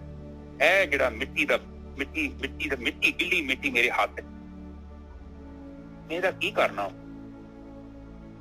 ਔਰ ਜਿਹੜਾ ਬੰਦਾ ਇਸ ਗੱਲ ਨੂੰ ਸਮਝ ਜਾਂਦਾ ਜੇ, ਉਹ ਬੰਦਾ ਤਰ ਜਾਂਦਾ। ਤੇ ਜਿਹੜਾ ਮਗਰ ਟੁੱਟੇ ਭਾਂਡਿਆਂ ਨੂੰ ਵੇਂਦਾ, ਵਿੰਗੇ ਟੇਢੇ ਭਾਂਡਿਆਂ ਨੂੰ ਵੇਖੀ ਜਾਂਦਾ, ਉਹਦੀ ਆਹ ਜਿਹੜੀ ਗਿੱਲੀ ਮਿੱਟੀ ਇਹ ਵੀ ਸਖਤ ਹੋ ਜਾਣੀ ਉਹਦੇ ਤੋਂ। ਬਿਲਕੁਲ ਸਖਤ ਹੋ ਜਾਣੀ ਹੈ ਜੀ, ਬਿਲਕੁਲ ਸਖਤ ਹੋ ਜਾਣੀ, ਬੜੀ ਜਲਦੀ ਸਖਤ ਹੋ ਜਾਣੀ ਹੈ। ਹਾਂ, ਤੇ ਮੁੜ ਕੇ ਇਹ ਤਾਂ ਭਾਂਡਾ ਵੀ ਬਣ ਜਾਣਾ ਵਾ, ਫਿਰ ਇਹਨੂੰ ਵੇਖੀ ਜਾਣਾ ਉਹਨੇ। ਬਸ ਇਹ ਮਿੱਟੀ ਨਵੀਂ ਤੁਰੀ ਆਉਂਦੀ ਆ, ਉਹ ਤੇ ਤੁਰੀ ਆਉਂਦੀ ਆ, ਉਹ ਤੁਸੀਂ ਨਾ ਵੀ ਬਣਾਓਗੇ, ਭਾਂਡੇ ਆਪੇ ਬਣ ਜਾਣੇ ਆ। ਆਪ ਤੇ ਮੇਰੀ ਗੱਲ ਸੁਣੋ,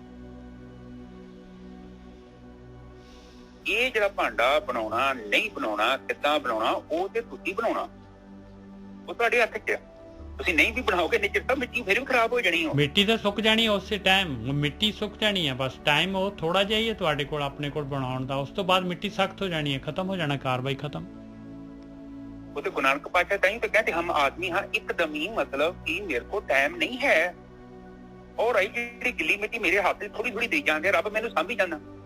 ਜੋ ਮੈਂ ਚਾਹੁੰਦਾ ਬਣਾਉਣਾ, ਜਿੱਦਾਂ ਜਨਾਨੀ ਕੋ ਰੋਟੀਆਂ ਪੱਕ ਰਹੀਆਂ ਨੇ, ਸਿਆਣੀ ਜਨਾਨੀ ਕੀ ਕਰੂਗੀ? ਜਿਹੜੀ ਪਹਿਲਾਂ ਗਲਤ ਬਣ ਗਈ ਉਹਨੂੰ ਛੱਡ, ਉਹ ਨਵੀਂ ਜਿਹੜੀ ਵੇਲ ਰਹੀ ਉਹਦਾ ਧਿਆਨ ਦੇ। ਕਿਉਂਕਿ ਉਹਦੀ ਰੋਟੀ ਪੱਕ ਗਈ ਆ, ਉਹਦੇ ਚੱਲ ਗਈ, ਉਹਦੇ ਤਵੇ ਤੇ, ਉਹ ਤੇ ਪੱਕ ਗਈ, ਹੁਣ ਉਹਦਾ ਕੁਛ ਨਹੀਂ ਕਰ ਸਕਦੀ ਤੂੰ। ਹੁਣ ਨੀ ਉਹਦਾ ਪੇੜਾ ਬਣਨਾ, ਪਰ ਪੇੜਾ ਜਿਹੜਾ ਤੇਰੇ ਹੱਥ 'ਚ ਆ, ਤੂੰ ਉੱਥੇ ਧਿਆਨ ਦੇ ਆਪਣਾ, ਬਸ ਇਹਨੂੰ ਨਾ ਖਰਾਬ ਕਰ। ਹਾਂ, ਪਹਿਲਾਂ 2-4 ਪੇੜੇ ਗਲਤ ਹੋਏ ਨੇ, ਰੋਟੀ ਵਿੰਗੀ ਬਣ ਗਈ ਆ, ਕਰਮ ਤੇਰੇ ਕੋਲ ਗਲਤ ਹੋ ਗਏ ਨੇ, ਹੁਣ ਉੱਥੇ ਨਾ ਰੋ, ਇਹਨਾਂ ਸਿਰ ਫੜ ਕੇ ਬਹਿ ਜਾ। ਖਾਨਦਾਨੀ ਬੰਦਾ ਉਹ ਨਹੀਂ ਹੁੰਦਾ ਕਿ ਚੰਗੇ ਘਰ 'ਚ ਪੈਦਾ ਹੋਇਆ ਨਸਲੀ ਬੰਦਾ। ਨਸਲੀ ਬੰਦਾ ਉਹ ਹੁੰਦਾ ਵਾ ਜਿਹੜਾ ਜੀਵਨ 'ਚ ਲੰਘ ਗਿਆ, ਉਹ ਤੋਂ ਸਿੱਖਿਆ ਔਰ ਉਹਨੂੰ ਰਿਪੀਟ ਨਹੀਂ ਕੀਤਾ। ਬਸ ਇੰਨਾ ਹੀ ਫਰਕ ਹੈ, ਬਸ ਉਹ ਨਹੀਂ ਕੁਛ ਕਹੂਗਾ। ਹੁਣ ਮੈਂ ਕਈ ਮੇਰੇ ਜਿਵੇਂ ਤੇ ਕਈ ਮੇਰੇ ਆਪਣੇ ਪਰਿਵਾਰ ਦੇ ਮੇਰੇ ਬਜ਼ੁਰਗ ਹੈਗੇ ਨੇ, ਮੈਂ ਵੇਖਿਆ ਬਿਲਕੁਲ ਠੰਡੇ ਬੰਦੇ, ਜਿਹੜਾ ਹੋ ਗਿਆ ਕੋਈ ਗੱਲ ਨਹੀਂ, ਅਗਲੀ ਗੇਮ ਨੂੰ ਕਿੱਦਾਂ ਖੇਡਣਾ। ਹੁਣ ਇੱਕ ਖਿਡਾਰੀ ਆ, ਉਸ ਕੋਲ 7 ਬਾਲਾਂ ਨੇ, ਉਹਦੀਆਂ 15 ਬਾਲਾਂ ਮਿਸ ਹੋ ਗਈਆਂ, ਖਰਾਬ ਹੋ ਗਈਆਂ, 7 ਬਾਲਾਂ ਅਜੇ ਬਾਕੀ ਨੇ।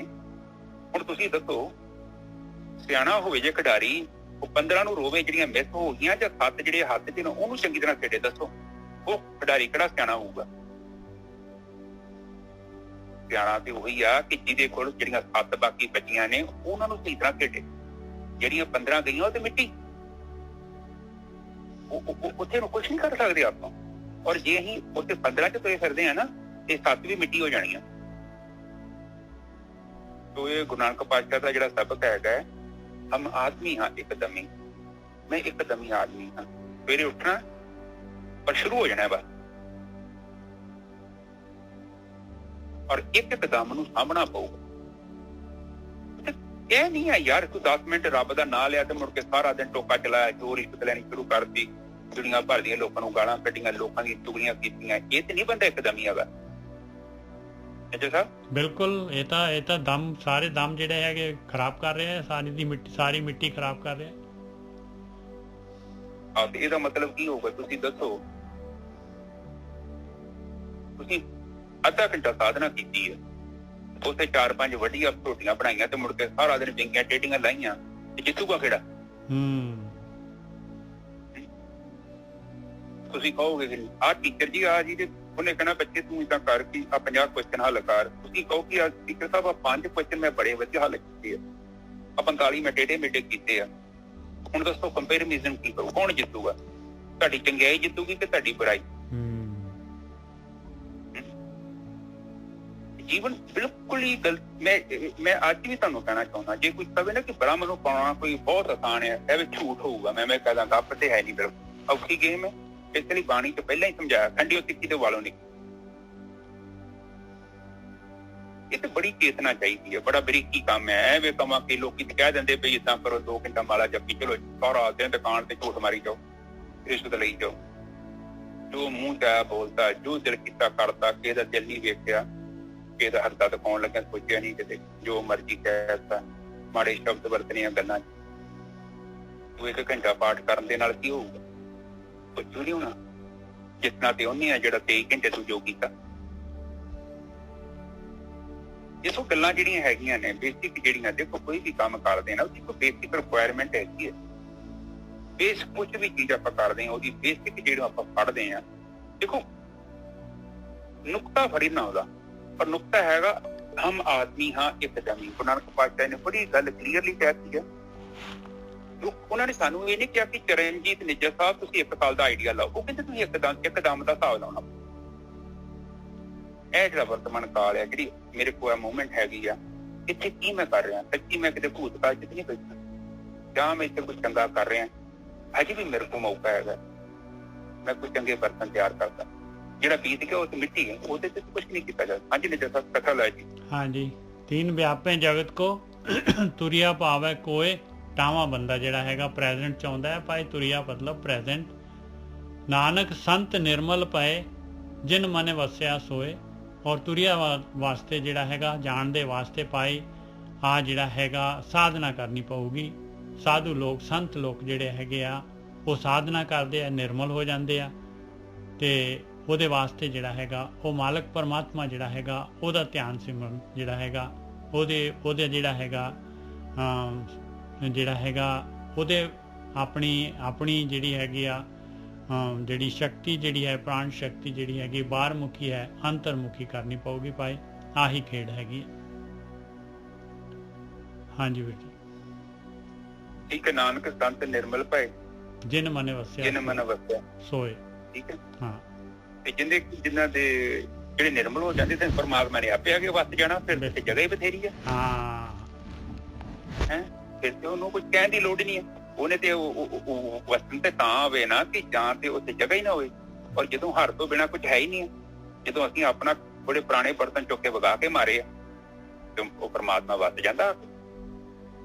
ਪਰਮਾਤਮਾ ਥੋੜੀ ਉਹ ਇਹ ਤੇ ਮੂਰਖ ਲੋਕਾਂ ਨੇ ਪਤਾ ਨਹੀਂ ਕੀ ਬਣਾਤਾ ਕਿ ਪਰਮਾਤਮਾ ਕੋਲ ਜਾਣਾ ਹੈ, ਉਹ ਪਤਾ ਨਹੀਂ ਕਿੱਥੇ ਬੈਠਾ ਹੈ ਔਰ ਤੁਹਾਨੂੰ ਕੋਈ ਮਿਲਾਊਗਾ। ਉਹ ਪਰਮਾਤਮਾ ਇਹ ਬ੍ਰਹਮੀ ਹੈ ਸਾਰਾ ਅੰਦਰ। ਜਦੋਂ ਪਰਮਾਤਮਾ ਹੋਊਗਾ ਤਾਂ ਮੇਰੇ ਵਰਗਾ, ਨਿੱਜਰ ਸਾਹਿਬ ਵਰਗਾ ਹੋਊਗਾ, ਜਿਹੜਾ ਇੱਥੇ ਕੈਨੇਡਾ ਬੈਠਾ ਤੇ ਕਿੱਥੇ ਬੰਗਲਾਦੇਸ਼ ਬੈਠਾ, ਜਿਹਨੂੰ ਇਹ ਨਹੀਂ ਪਤਾ ਕਿ ਕੱਲ ਕੀ ਖਾਧਾ। ਨਿੱਜਰ ਸਾਹਿਬ ਸਹੀ ਆ। ਬਿਲਕੁਲ। ਔਰ ਵਿਚਾਰ ਜਿਹੜੇ ਪਰਮਾਤਮਾ ਦਾ ਅੰਦਰ ਹੀ ਹੈ ਆਪਣੇ। ਗੁਰਕੀ ਸਾਹਿਬ, ਪਰਮਾਤਮਾ ਤਾਂ ਆਪਣੇ ਅੰਦਰ ਹੀ ਬੈਠਾ ਹੈ, ਮਾਲਕ ਤਾਂ ਅੰਦਰ ਹੈ। ਆਪਣੇ ਜਿਹੜੇ ਹੈਗੇ ਵਿਚਾਰ ਜਿਹੜੇ ਹੈਗੇ ਆ, ਵਿਚਾਰਾਂ ਦੇ ਕਾਰਨ ਉਹ ਨਜ਼ਰ ਨਹੀਂ ਆ ਰਿਹਾ। ਵਿਚਾਰਾਂ ਦੀ ਤਾਂ ਹਨੇਰਾ ਹੈਗਾ। ਬਾਕੀ ਵਿਚਾਰ ਵੀ ਸਾਡੀ ਬੁੱਧੀ ਨੇ ਜੀ ਸਾਹਿਬ, ਕਿਉਂਕਿ ਕਾਫੀ ਲੰਮੇ ਸਮੇਂ ਤੋਂ ਆਪਾਂ ਜਿੱਦਾਂ ਦਾ ਆਪਾਂ ਜੀਵਨ ਬਤੀਤ ਕੀਤਾ ਹੋਵੇ ਨਾ, ਤੇ ਉਹ ਫਿਰ ਸਾਡੇ ਨਾ ਚਿੱਤ ਤੇ ਉਹਦੀ ਛਾਪ ਪੈ ਜਾਂਦੀ ਹੈ।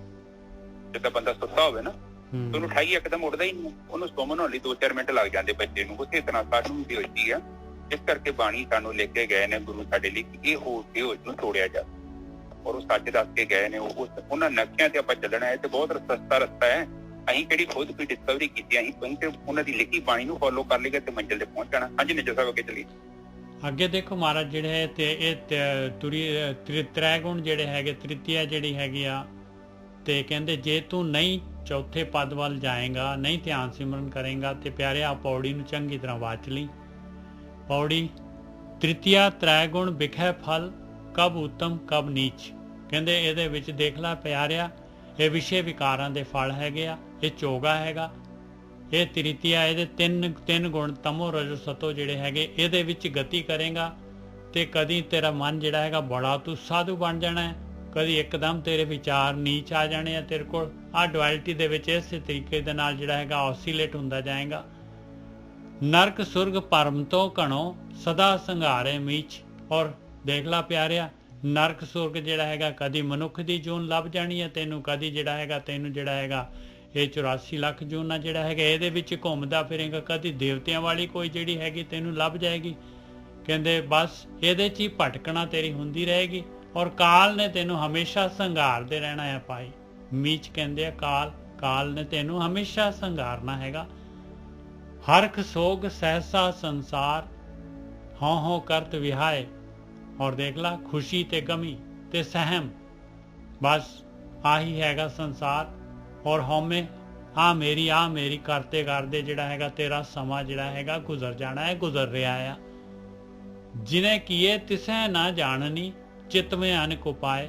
ਔਰ ਦੇਖ ਲਓ ਇਨਸਾਨ ਜਿਹੜਾ ਹੈਗਾ ਜਿਸ ਮਾਲਕ ਨੇ ਪੈਦਾ ਕੀਤਾ ਆ, ਜਿਸ ਮਾਲਕ ਨੇ ਦਾਤ ਦਿੱਤੀ ਹੈ, ਜਿਸ ਮਾਲਕ ਨੇ ਰਸਕਸ ਬਣਾਇਆ, ਕਹਿੰਦੇ ਦਾਤ ਪਿਆਰੀ ਵਿਸਰਿਆ ਦਾਤਾਰਾ।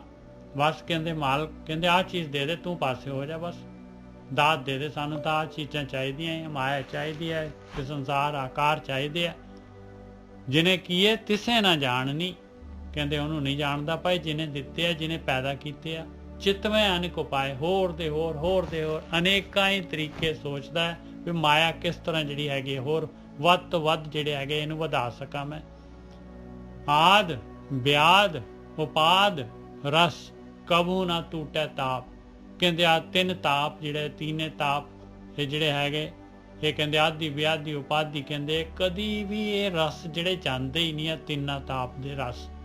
ਹੁਣ ਆਦਿ ਕੀ ਆਦਿ ਹੈਗੀ ਚਿੰਤਾ ਸੋਚ ਫਿਕਰ, ਇਹ ਆਦਿ ਹੈਗੀ ਇਨਸਾਨ ਜਿਹੜਾ ਹੈਗਾ ਹਮੇਸ਼ਾ ਜਿਹੜਾ ਹੈਗਾ ਇਸੇ ਦੇ ਵਿੱਚ ਹੀ ਰਹਿੰਦਾ, ਚਿੰਤਾ ਦੇ ਵਿੱਚ ਹੀ ਰਹੂਗਾ, ਇਹਨੂੰ ਆਦਿ ਕਹਿੰਦੇ ਆ। ਵਿਆਦੀ ਜਿਹੜੀ ਹੈਗੀ ਆ ਇਹ ਅਮਲ ਲੱਗ ਗਏ ਇਹਦੇ ਆਦਿ ਦੇ ਜਿਹੜੇ ਹੈਗੇ। ਜਾਂ ਸਿੰਪਲ ਭਾਸ਼ਾ 'ਚ ਕਹਿ ਲਓ ਕਿ ਆਦਿ ਦਾ ਮਤਲਬ ਇਹ ਆ ਵੀ ਮਨ ਦੇ ਰੋਗ, ਮਨ ਰੋਗੀ ਹੈ, ਆਦਿ ਹੋ ਗਈ। ਵਿਆਦੀ ਹੋ ਗਈ ਜਿਹੜਾ ਤਨ ਵੀ ਰੋਗੀ ਹੋ ਗਿਆ, ਇਹ ਵਿਆਦ ਲੱਗ ਗਈ ਭਾਈ। ਇਹਨੂੰ ਸ਼ਰਾਬ ਦਾ ਅਮਲ ਲੱਗ ਗਿਆ, ਇਹਨੂੰ ਫੀਮ ਦਾ ਅਮਲ ਲੱਗ ਗਿਆ, ਇਹਨੂੰ ਕਾਮ ਦਾ ਅਮਲ ਲੱਗ ਗਿਆ, ਇਹ ਕ੍ਰੋਧ ਜ਼ਿਆਦਾ ਇਹਦੇ 'ਚ, ਆਹ ਵਿਆਦੀ ਹੈਗੀ ਆ। ਤੇ ਉਪਾਧੀ ਜਿਹੜੀ ਹੈਗੀ ਆ ਇਹ ਜਿਹੜਾ ਹੈਗਾ ਇਹ ਉਪਾਧੀ ਜਿਹੜੀ ਆ ਉਹਦੇ ਤੇ ਆਪਾਂ ਜਿਹੜੇ ਹੈਗੇ ਐਕਸ਼ਨ ਜੋ ਕਰ ਰਹੇ ਆ, ਇਹ ਉਪਦਰਵ ਕਰੀ ਜਾ ਰਹੇ ਆ ਆਪਾਂ ਇਸੇ ਦੇ ਵਿੱਚ ਜਿਹੜਾ ਹੈਗਾ ਮਾਇਆ ਦੇ ਵਿੱਚ ਜਿਹੜੇ ਹੈਗੇ ਇਹ ਰਸਾਂ ਦੇ ਵਿੱਚ ਦੁਨੀਆ ਦੇ ਪਦਾਰਥਾਂ ਦੇ ਵਿੱਚ ਜਿਹੜੇ ਹੈਗੇ ਆਪਣੇ ਆਪ ਨੂੰ ਜਿਹੜਾ ਹੈਗਾ ਇਸੇ ਪਾਸੇ ਨੂੰ ਲਾਇਆ, ਆਪਣੇ ਜਿਹੜੇ ਹੈਗੇ ਸਵਾਸ ਜਿਹੜੇ ਇਸੇ 'ਚ ਲਾਈ ਜਾ ਰਹੇ ਆ ਆਪਾਂ ਇਹਨਾਂ ਰਸਾਂ ਦੇ ਵਿੱਚ। ਕਹਿੰਦੇ ਤਿੰਨ ਤਾਪ ਤਾਂ ਕਦੀ ਟੁੱਟਦੇ ਹੀ ਨਹੀਂ ਆ ਬਸ। ਇਹ ਆਦਿ ਵਿਆਦੀ ਤੇ ਉਪਾਧੀ, ਮਨ ਦੇ ਸਰੀਰ ਦੇ ਰੋਗ ਤੇ ਉਧਰ ਨੂੰ ਜਿਹੜੀ ਹੈਗੀ ਸੁਰਤ, ਬਸ ਇਹ ਤਿੰਨੇ ਤਾਪ ਸੰਸਾਰ ਨੂੰ ਲੱਗੇ ਹੋਏ ਪਾਏ। ਪਾਰ ਬ੍ਰਹਮ ਪੂਰਨ ਧਨੀ ਨਹਿ ਬੂਝੇ ਪ੍ਰਤਾਪ। ਔਰ ਪਾਰ ਬ੍ਰਹਮ ਜਿਹੜਾ ਹੈਗਾ ਜਿਹੜਾ ਮਾਲਕ ਪਰਮਾਤਮਾ ਹੈ ਜਿਹਨੇ ਆ ਬ੍ਰਹਮ ਜਿਹੜੀ ਜੋ ਰਚਨਾ ਕੀਤੀ ਹੈ, ਇਸ ਤੋਂ ਅੱਗੇ ਜਿਹੜਾ ਹੈਗਾ ਤੁਰਿਆ ਅਵਸਥਾ ਕਹਿੰਦੇ ਨਾ, ਉਹ ਪੂਰਨ ਧਨੀ ਜਿਹੜਾ ਮਾਲਕ ਪਰਮਾਤਮਾ ਹੈਗਾ ਪੂਰਾ, ਕਹਿੰਦੇ ਨਾ ਬੂਝੇ ਪ੍ਰਤਾਪ। ਉਹਦਾ ਪ੍ਰਤਾਪ ਤਾਂ ਬੁੱਝਦਾ ਹੀ ਨਹੀਂ ਆ, ਉਸ ਪਾਸੇ ਤਾਂ ਜਾਣਾ ਹੀ ਨਹੀਂ ਚਾਹੁੰਦਾ, ਉਸ ਪਾਸੇ ਤਾਂ ਸੋਚਣਾ ਹੀ ਨਹੀਂ ਚਾਹੁੰਦਾ, ਕਹਿੰਦੇ ਆ ਤਿੰਨਾਂ ਤੋਂ ਬਾਹਰ ਉੱਠਣਾ ਹੀ ਨਹੀਂ ਚਾਹੁੰਦਾ। ਮੋਹ ਪਰਮ ਬੂਡਤ ਕਣੋ ਮਹਾ ਨਰਕ ਮੈਂ ਬਾਸ। ਕਹਿੰਦੇ ਇੰਨਾ ਮੋਹ ਇੰਨਾ ਪਰਮ, ਕਹਿੰਦੇ ਘਣੀ ਦੁਨੀਆ ਜਿਹੜੀ ਹੈਗੀ ਇਹਦੇ ਵਿੱਚ ਡੁੱਬੀ ਜਾ ਰਹੀ ਹੈ ਔਰ ਨਰਕਾਂ ਦੇ ਵਿੱਚ ਵਾਸ ਪਾਏ ਜਾ ਰਹੇ, ਜੂਨਾਂ ਦੇ ਵਿੱਚ ਜਾਏ ਜਾ ਰਹੇ ਆ। ਮੋਹ ਪਰਮ ਬੂਡਤ ਕਣੋ ਮਹਾ ਨਰਕ ਮੈਂ ਵਾਸ, ਕਰ ਕਿਰਪਾ ਪ੍ਰਭ ਰਾਖ ਲਿਓ ਨਾਨਕ ਤੇਰੀ ਆਸ। हे ਮੇਰੇ ਮਾਲਕਾ ਕਿਰਪਾ ਕਰਦਾ, ਤੂੰ ਮੇਰੇ ਉੱਤੇ ਮਿਹਰ ਕਰ ਦੇ, ਮੈਨੂੰ ਤੇਰੀ ਆਸ ਆ ਔਰ ਮੈਨੂੰ ਜਿਹੜਾ ਹੈਗਾ ਇਹ ਤਿੰਨ ਜਿਹੜੀਆਂ ਹੈਗੀਆਂ ਤਿੰਨ ਤਾਪਾਂ ਤੋਂ, ਤਿੰਨ ਗੁਣੀ ਮਾਇਆ ਤੋਂ ਬਚਾ। ਹਾਂਜੀ ਵੀਰ ਜੀ। ਹਾਂਜੀ ਠੀਕ ਹੈ ਨਿਸ਼ਚੈ ਸਾਹਿਬ। ਆ ਵੇਖ ਲਓ ਬਾਣੀ 'ਚ ਕਿਹਾ ਗਿਆ ਹੈ, ਆਪਾਂ ਉਸਦੀ ਬਾਣੀ ਵਿਚਾਰ ਕਰਦੇ ਹਾਂ। ਕਿਹਾ ਆਦ ਵਿਆਦ ਉਪਾਦ ਰਸ ਕਬੂ ਨਾ ਟੂਟੇ ਤਾਪ। ਇੱਕ ਦੇ ਤਿੰਨਾਂ ਦਾ ਤਾਪ ਹੀ ਨਹੀਂ ਟੁੱਟਦਾ। ਬਿਲਕੁਲ। ਬੰਦਾ ਇੱਕ ਬੁਖਾਰ ਨਹੀਂ ਚੜ ਜਾਂਦਾ, ਕਈ ਵਾਰੀ ਵੇਖਿਆ ਤੁਸੀਂ ਕਿ ਬੰਦੇ ਨੂੰ ਬੁਖਾਰ ਕਈਆਂ ਦਾ ਉਤਰ ਜਾਂਦਾ, ਉਹ ਕਹਿੰਦੇ ਕਬੂ ਨਾ ਟੁੱਟੇ ਤਾਪ, ਐਸਾ ਇਹਨੂੰ ਬੁਖਾਰ ਚੜਿਆ ਹੈ ਕਿ ਤੇ ਟੁੱਟਦਾ ਹੀ ਨਹੀਂ। ਬਿਲਕੁਲ। ਔਰ ਇਹਨੂੰ ਦਿਖਦਾ ਵੀ ਨਹੀਂ ਇਹ ਜਿਹੜਾ ਤਾਪ ਆ ਇਹ ਮੇਰੀ ਨੁਕਸਾਨ ਹੈ। ਹੁਣ ਇੱਕ ਤੇ ਬਿਮਾਰੀ ਹੋਵੇ ਤੇ ਬਿਮਾਰੀ ਦਾ ਇਲਾਜ ਤਾਂ ਕਰੀਏ, ਡਾਕਟਰ ਤੇ ਤਾਂ ਇਲਾਜ ਕਰੂ ਨਾ ਕਿ ਬਈ ਆਪਾਂ ਜਦੋਂ ਹਸਪੀਟਲ ਜਾਵਾਂਗੇ, ਹਸਪੀਟਲ ਦੇ ਗੁਰੂ ਗ੍ਰੰਥ ਸਾਹਿਬ ਵੀ ਆਉਂਦੇ, ਉਹ ਕਹਿੰਦੇ ਉਹ ਡਾਕਟਰ ਹੈਗੇ, ਉਹਨਾਂ ਨੇ ਥੋੜਾ ਘੱਟੀ ਸਰਜਰੀ ਕਰ ਦੇਣੀ, ਉਹਨਾਂ ਨੇ ਤੇ ਬਿਲਕੁਲ ਤੁਹਾਨੂੰ ਕਲੀਅਰ ਕੱਟ ਦੱਸ ਦੇਣਾ ਵੀ ਇਹ ਬੁਖਾਰ ਹੈਗੇ ਤੇਰੇ ਤੇ ਜ਼ੁਕਾਮ ਹੈ, ਕ੍ਰੋਧ ਹੈ, ਲੋਭ ਹੈ, ਮੋਹ ਹੰਕਾਰ ਆ, ਉਹਦੀ ਸਕੈਨਿੰਗ ਕਰਕੇ ਤੁਹਾਡੇ ਸਾਹਮਣੇ ਪ੍ਰਗਟ ਕਰ ਦੇਣਾ। ਉਹ ਕਹਿੰਦੇ 3 ਬੁਖਾਰ ਹੈਗੇ ਨੇ, ਆਦ ਹੈਗਾ, ਵਿਆਦ ਹੈਗਾ, ਉਪਾਦ ਹੈਗਾ, ਰਸ ਕਬੂ ਨਾ ਟੁੱਟੇ ਤਾਪ। ਇਹਨੂੰ ਜਿਹੜਾ ਬੁਖਾਰ ਚੜਿਆ ਇਹਦਾ ਤਾਪ ਉਤਰਦਾ ਹੀ ਨਹੀਂ ਪਿਆ, ਔਰ ਤੈਨੂੰ ਵੀ ਪਤਾ ਲੱਗਦਾ ਤੈਨੂੰ ਬੁਖਾਰ ਚੜਿਆ। ਥੋੜਾ ਜਿਹਾ ਧਿਆਨ ਦੇ, ਕਹਿੰਦੇ ਕਿ ਥੋੜਾ ਧਿਆਨ ਦੇ, ਤੂੰ ਅੰਦਰ ਵੇਖ ਤੈਨੂੰ ਬੁਖਾਰ ਹੈ, ਤੇਰਾ ਚਿੰਤਨ ਕਾਹਦਾ ਬੁਖਾਰਾਂ ਦਾ, ਤੇ ਜਿਹੜੇ ਤਾਪ ਚੜੇ ਨੇ ਤੈਨੂੰ ਪਤਾ ਹੀ ਤੇ ਉਹਦੇ ਚਿੰਤਨ ਚੜਿਆ ਪਿਆ। ਕਹਿੰਦੇ ਆ ਕਿ ਪਾਰ ਬ੍ਰਹਮ ਪੂਰਨ ਧਨੀ ਨਾ ਬੂਝ ਕੇ ਪ੍ਰਤਾਪ। ਕਹਿੰਦਾ ਮਨੁੱਖਾ ਉਹ ਤੂੰ ਇਹ ਬੁਖਾਰਾਂ ਦੇ ਵਿੱਚ ਰੁਲਿਆ ਪਿਆ, ਤੇਰਾ ਜੀਵਨ ਭਰਮ ਆ। ਹੁਣ ਪਾਰ ਬ੍ਰਹਮ ਪੂਰਨ ਧਨੀ ਨਾ ਬੂਝੇ ਪ੍ਰਤਾਪ, ਤੂੰ ਉਸ ਪਰਮਾਤਮਾ ਨੂੰ ਛੱਡ ਕੇ ਤੂੰ ਹੋਰ ਸਾਰੀ ਜਗ੍ਹਾ ਤੇ ਭੱਜ ਰਿਹਾ। ਬਿਲਕੁਲ। ਬੁਝੇ ਦਾ ਮਤਲਬ ਹੁੰਦਾ ਹੈ ਕਿ ਲੱਭਣਾ ਪੈਣਾ ਆਪਾਂ ਨੂੰ, ਉਹਨੂੰ ਬੁਝਾਰਤ ਨਹੀਂ ਹੁੰਦੀ। ਬਿਲਕੁਲ, ਪੁੱਜਣਾ ਪੈਣਾ। ਜਿਹਦਾ ਕੋਈ ਚੀਜ਼ ਹੁੰਦੀ ਆ, ਨਜ਼ਰ ਸਾਹਿਬ ਕਹਿੰਦੇ ਨਾ ਕਿ ਦਿਨੇ ਗਵਾਚੇ ਤੇ ਰਾਤੀ ਲੱਭੇ, ਇਹ ਬੁਝਾਰਤ ਹੈ। ਇਹ ਅਧਿਆਤਮਿਕ ਜੀਵਨ ਬੁਝਾਰਤ ਹੈ। ਔਰ ਜਿਹੜੀ ਤੁਹਾਨੂੰ ਲੋਕੀ ਬੁਝਾਰਤ ਬੁਝਾ ਰਹੇ ਨੇ, ਅਸਲ ਚ ਬੁਝਾਰਤ ਹੈ ਹੀ ਨਹੀਂ। ਆਪ ਜਸਟ ਮੈਂ ਤੁਹਾਨੂੰ ਇੱਕ ਸਿੰਪਲ ਜੀ ਗੱਲ ਕਰਦਾ, ਤੁਸੀਂ 5-6 ਮਹੀਨੇ ਕਥਾ ਸੁਣੀ ਨਾ ਤੇ ਕਿਸੇ ਆਮ ਬਾਬੇ ਦੀ ਕਥਾ ਸੁਣ ਕੇ ਦੱਸ ਦਿਓ, ਤੁਹਾਨੂੰ ਪਤਾ ਲੱਗ ਜਾਣਾ ਇੱਕ ਬਾਬਾ ਕੀ ਬੋਲ ਰਿਹਾ, ਇਹਨੇ ਕੁਛ ਪਾਤਾ ਹੈ ਬਾਣੀ। 1 ਮਿੰਟ ਚ ਪਤਾ ਲੱਗੂਗਾ, ਤੁਹਾਡਾ ਮੀਟਰ ਦੱਸੂਗਾ ਤੁਹਾਡੇ ਅੰਦਰ। ਕਿਉਂਕਿ ਬ੍ਰਹਮ ਵਿਦਿਆ ਦੀ ਕਥਾ ਜਿਹੜਾ ਵੀ ਬੰਦਾ ਸੁਣਦਾ, ਸਧਾਰਨ ਕਥਾ ਸੁਣ ਹੀ ਨਹੀਂ ਸਕਦਾ, ਉਹਨੂੰ ਪਤਾ ਲੱਗ ਜਾਣਾ ਇੱਥੇ ਗੜਬੜ ਕਰ ਗਈ, ਇੱਥੇ ਕੁਛ ਏਦਾਂ ਦਾ ਬੋਲ ਗਿਆ ਜਿਹੜਾ ਬਾਣੀ 'ਚ ਨਹੀਂ ਲਿਖਿਆ ਜਾ ਸਕਦਾ। ਕਿਉਂਕਿ ਗੁਰੂਆਂ ਦੀ ਸਾਨੂੰ ਪਤਾ ਲੱਗ ਗਿਆ ਕਿ ਗੁਰੂਆਂ ਦੀ ਜਿਹੜੀ ਚੇਤਨਾ ਹੈ ਉਹ ਕਿਸ ਲੈਵਲ ਦੀ ਆ, ਕਿਹੜੀ ਗੱਲ ਕਰਦੇ ਆ। ਇਹ ਬੰਦੇ ਨੇ ਆਪਣੀ ਗੱਲ ਜੋੜ, ਤੁਹਾਨੂੰ 1 ਮਿੰਟ 'ਚ ਪਤਾ ਲੱਗੂ। ਔਰ ਜੇ ਤੁਸੀਂ ਆਪਣੀ ਬੁੱਧੀ ਨੂੰ ਛੱਡ ਕੇ ਉਹ ਮੋਹ ਦੇ ਵਿੱਚ ਫਸ ਜਾਂਦੇ, ਅਗਰ ਮੈਂ ਤੁਕ 'ਚ ਕਹਿੰਦੀ ਹੈ ਬਾਣੀ, ਉਹਨੂੰ ਤੁਸੀਂ ਨਹੀਂ ਸੁਣਦੇ। ਮੋਹ ਭਰਮ ਬੂਝਤ ਕਣੋ, ਨੀਚੇ ਸਾਰੇ ਤੁਕ ਦੁਬਾਰਾ ਬੋਲੇ, ਮੋਹ ਭਰਮ ਬੂਝਤ ਕਣੋ। ਕਹਿੰਦੇ ਮੋਹ ਤੇ ਭਰਮ ਦੇ ਵਿੱਚ ਘਣੇ ਲੁਕਾਈ ਜਿਹੜੀ ਆ ਡੁੱਬੀ ਜਾ ਰਹੀ ਹੈ। ਔਰ ਮਹਾ ਨਰਕ ਮੈਂ ਵਾਸ, ਇੰਨਾ ਨਿਕ੍ਰਿਸ਼ਟ ਜੂਨਾਂ ਜਿਹੜੀਆਂ ਹੈਗੀਆਂ, ਮਹਾ ਨਰਕ ਜਿਹੜਾ ਹੈਗਾ, ਕਹਿੰਦੇ ਉਹਦੇ ਵਿੱਚ ਵਾਸਾ ਲੈਂਦੇ ਆ, ਉਹ ਜੂਨਾਂ ਕੱਟਣੀਆਂ ਪੈਂਦੀਆਂ ਫਿਰ। ਹਾਂਜੀ ਵੀਰ ਜੀ। ਹਾਂ ਦੇਖੋ ਬਾਣੀ 'ਚ ਗੁਰੂ ਜੀ ਕਹਿੰਦੇ ਮੋਹ ਭਰਮ ਬੂਝਤ ਦਾ ਮਤਲਬ ਹੁੰਦਾ ਕਣੋ। ਲੋਕ ਮੋਹ ਦੇ ਵਿੱਚ ਫਸ ਜਾਂਦੇ ਨੇ। ਇਹ ਕੀ ਕਰਦੇ ਨੇ, ਇਨਸਾਨ ਧਾਰਮਿਕ ਨਹੀਂ ਹੋਣਾ ਚਾਹੁੰਦਾ, ਇਨਸਾਨ ਧਾਰਮਿਕ ਦਿਖਣਾ ਚਾਹੁੰਦਾ ਹੈ। ਤੇ ਬਾਣੀ ਤੇ ਕਹਿੰਦੀ ਹੈ ਕਿ ਬਾਹਰੋਂ ਧੋਤੀ ਤੁੰਗਲੀ ਤੇ ਅੰਦਰੋਂ ਵਿਸਨ ਪੋ। ਇੱਕ ਭੋ ਉਤਰੇ ਨਾਦਿਆਂ ਤੇ 2 ਭੋ ਚੜੀਏ ਹੋਰ। ਇੱਕ ਭੋ ਉਤਰੇ ਸਨਾਤਿਆਂ 2 ਭੋ ਚੜੀਏ ਹੋਰ। ਹਾਂ, ਉਹ ਕਹਿੰਦੇ ਕਿ ਬਾਹਰੋਂ ਧੋਤੀ ਤੁੰਗਲੀ, ਬਾਹਰੋਂ ਆਪਾਂ ਧਾਰਮਿਕ ਹੋਣਾ ਚਾਹੁੰਦੇ, ਪਰ ਇਹ ਤੇ ਅਧਿਆਤਮਿਕ ਦੀ ਗੱਲ ਕਰਦੇ, ਇਹ ਤੇ ਗੱਲ ਹੀ ਸੁਖਮ ਦੀ ਕਰਦੇ, ਇਹ ਸਰੀਰ ਦੀ ਤੇ ਗੱਲ ਹੀ ਨਹੀਂ ਕਰਦੇ। ਉਹ ਗੱਲ ਕਰਦੇ ਮਨ ਬੁੱਧੀ ਚਿੱਤ ਤੇ ਹੰਕਾਰ ਦੀ ਗੱਲ, ਸੁਖਮ ਦੀ ਗੱਲ ਕਰਦੇ। ਉਹ ਕਹਿੰਦੇ ਇਹ ਵੀ ਨਹੀਂ ਚਾਹੀਦੀ, ਇਹਨਾਂ ਤੋਂ ਅੱਗੇ ਜਾ ਬ੍ਰਹਮ 'ਚ ਜਾਣਾ, ਤੁਰੀ ਅਵਸਥਾ 'ਚ ਜਾਣਾ, ਜਿੱਥੇ ਇਹ ਵੀ ਨਹੀਂ ਜਾ ਸਕਦੇ। ਨਾ ਤੇਰਾ ਮਨ ਜਾ ਸਕਦਾ, ਨਾ ਤੇਰੀ ਬੁੱਧੀ ਜਾ ਸਕਦੀ, ਨਾ ਤੇਰਾ ਚਿੱਤ ਜਾ ਸਕਦਾ, ਤੇ ਨਾ ਤੇ ਜਾਣਾ ਤੇਰੀ ਬੜੀ ਵੱਡੀ ਗੱਲ ਆ। ਔਰ ਤੇਰਾ ਬਾਬਾ ਉੱਥੇ ਜਾਣਾ ਹੋਰ ਵੱਡੀ ਗੱਲ ਹੈ। ਤੇਰਾ ਸਰੀਰ ਨਹੀਂ ਜਾ ਸਕਦਾ, ਹੋਰ ਗੱਲ ਲਾ ਉੱਥੇ। ਔਰ ਇਹ ਲੋਕ ਤੁਹਾਨੂੰ ਕਹੀ ਜਿੱਦੇ ਸਾਡੇ ਬਾਬੇ ਦੀ ਫੋਟੋ ਵੇਖੋ ਨਿਜਰ ਸਾਹਿਬ, ਆਪ ਜਸਟ ਸੋਚੋ। ਉਹ ਕਹਿੰਦੇ ਬਾਣੀ ਕਹਿੰਦੀ ਆ ਤੁਰੀ ਅਵਸਥਾ 'ਚ ਤੇਰਾ ਮਨ ਨਹੀਂ ਜਾ ਸਕਦਾ, ਇਹ ਕਿਤੇ ਸਾਡੇ ਬਾਬੇ ਦੀ ਫੋਟੋ ਵੇਖੀ ਜਾਓ। ਇਹ ਕਿਹੜਾ ਤਰੀਕਾ ਆਤਮ ਗਿਆਨ ਪ੍ਰਾਪਤ ਕਰਨ ਦਾ ਹੈ? ਆਪ ਜਸਟ ਸੋਚੋ।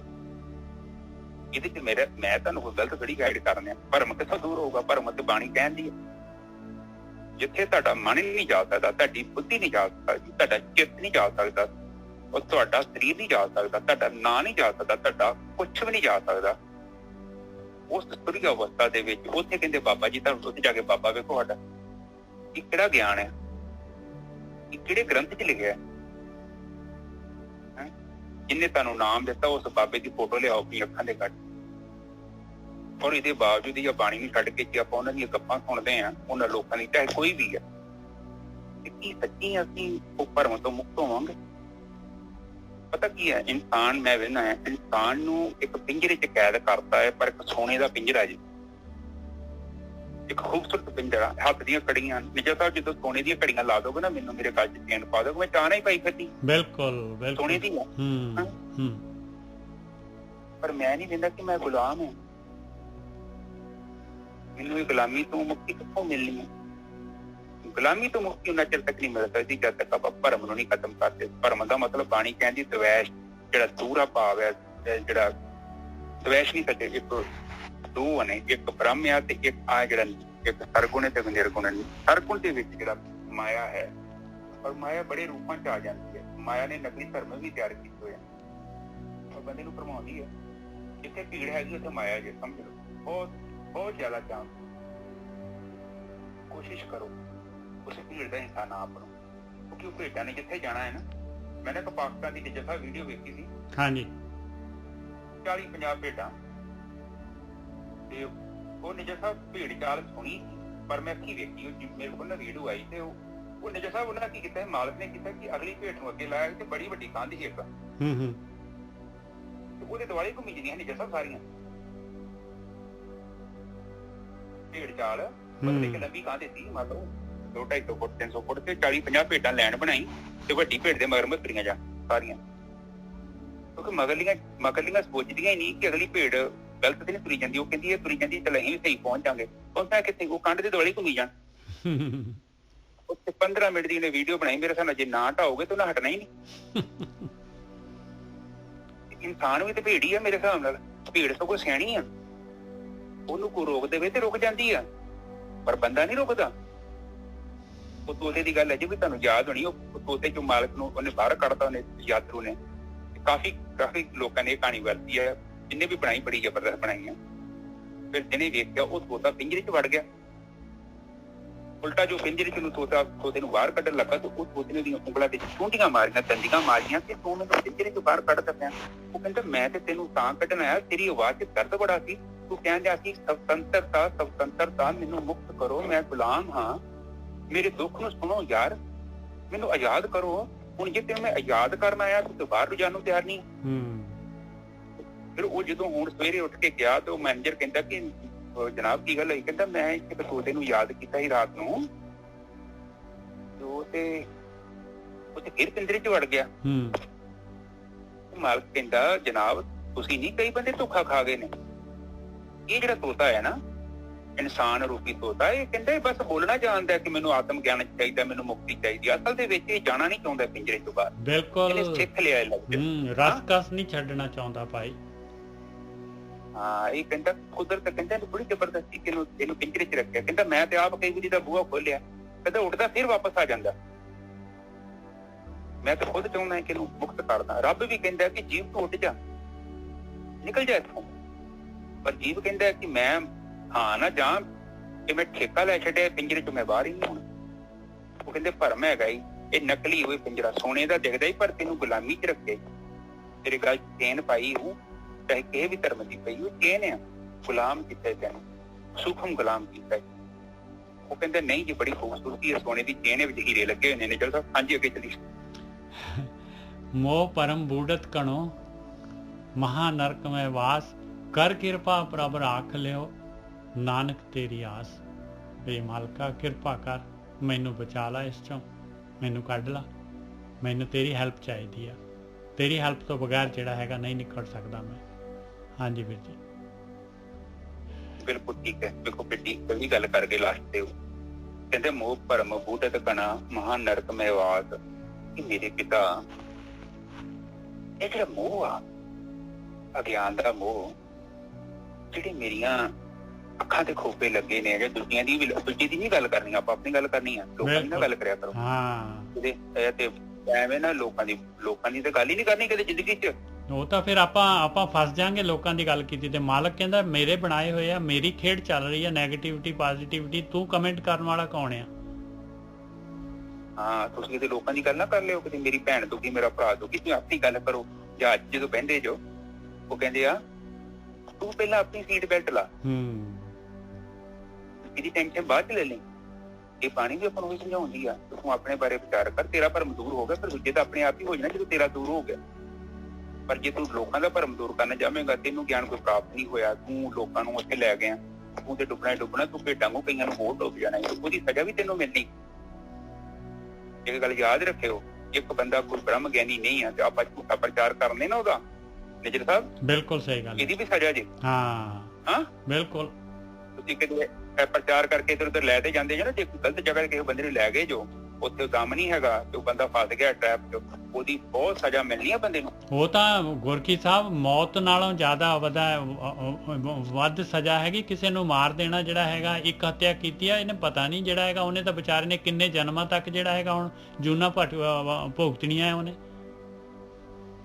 ਹਾਂ, ਉਹ ਤੁਹਾਨੂੰ। ਔਰ ਇੱਕ ਚੀਜ਼ ਹੋਰ, ਜੇ ਕੋਈ ਡਾਕਟਰ ਆ ਔਰ ਉਸਨੇ ਧਿਆਨ ਨਹੀਂ ਦਿੱਤਾ, ਬੰਦਾ ਉਸ ਕੋਲ ਮਰ ਗਿਆ, ਉਹਦੀ ਵੀ ਸਜ਼ਾ ਮਿਲਣੀ ਉਹਨੂੰ। ਜਾਣ ਬੁੱਝ ਕੇ ਮਾਰਦਾ ਹੈ, ਕੁਝ ਵੀ ਆ, ਚਾਹੇ ਪੈਸਿਆਂ ਦੀ ਗੱਲਬਾਤ ਹੈ, ਟੇਬਲ ਤੇ ਆ ਗਿਆ ਕਹਿੰਦੇ ਪੈਸੇ ਨਹੀਂ ਦਿੰਦੇ ਤੇ ਆਪਰੇਸ਼ਨ ਨਹੀਂ ਕਰਦੇ, ਉਹ ਬੰਦਾ ਨਹੀਂ ਕਰਦਾ, ਉਹਦੀ ਵੀ ਉਹਨੂੰ ਸਜ਼ਾ ਮਿਲ ਜਾਣੀ ਜੇ। ਹਾਂ, ਇਹ ਵੀ ਮਨ ਚੋਂ ਵਰਕਾ ਪਾੜਦੇ ਹੋ, ਕਿਉਂਕਿ ਉਹ ਕਰਮ ਸੀ ਉਹਦਾ, ਉਹਨੇ ਕਰਮ ਨਹੀਂ ਕੀਤਾ। ਜਸਟ ਸੋਚੋ, ਇੱਥੇ ਕੋਈ ਗਲਤੀ ਵਾਸਤੇ ਜਗ੍ਹਾ ਨਹੀਂ। ਉਹ ਮੈਨੂੰ ਪਤਾ ਵਾ ਲੱਖ 2 ਲੱਖ ਮਿਲਣਾ ਸੀ, ਉਹ ਜਮਾ ਕਰਾਉਂਦਾ, ਪਰ ਬੰਦਾ ਮਰ ਗਿਆ ਔਰ ਉਹ ਬੰਦਾ ਉਹਨੂੰ ਬਚਾ ਸਕਦਾ ਸੀ, ਨਹੀਂ ਬਚਾਇਆ। ਇਹ ਡਾਕਟਰ ਰਗੜਿਆ ਜਾਣਾ ਜੀ, ਬਿਲਕੁਲ ਬਹੁਤ ਬੁਰੀ ਤਰ੍ਹਾਂ ਰਗੜਿਆ ਜਾਊਗਾ, ਇੰਨਾ ਰਗੜਿਆ ਜਾਊਗਾ ਨਾ, ਇਹਦੀਆਂ ਸਾਰੀਆਂ ਬਿਲਡਿੰਗਾਂ ਨੂੰ ਭੁੱਲ ਜਾਣੀਆਂ। ਬਹੁਤ ਵੱਡਾ ਪਾਪ ਹੈ, ਠੀਕ ਹੈ।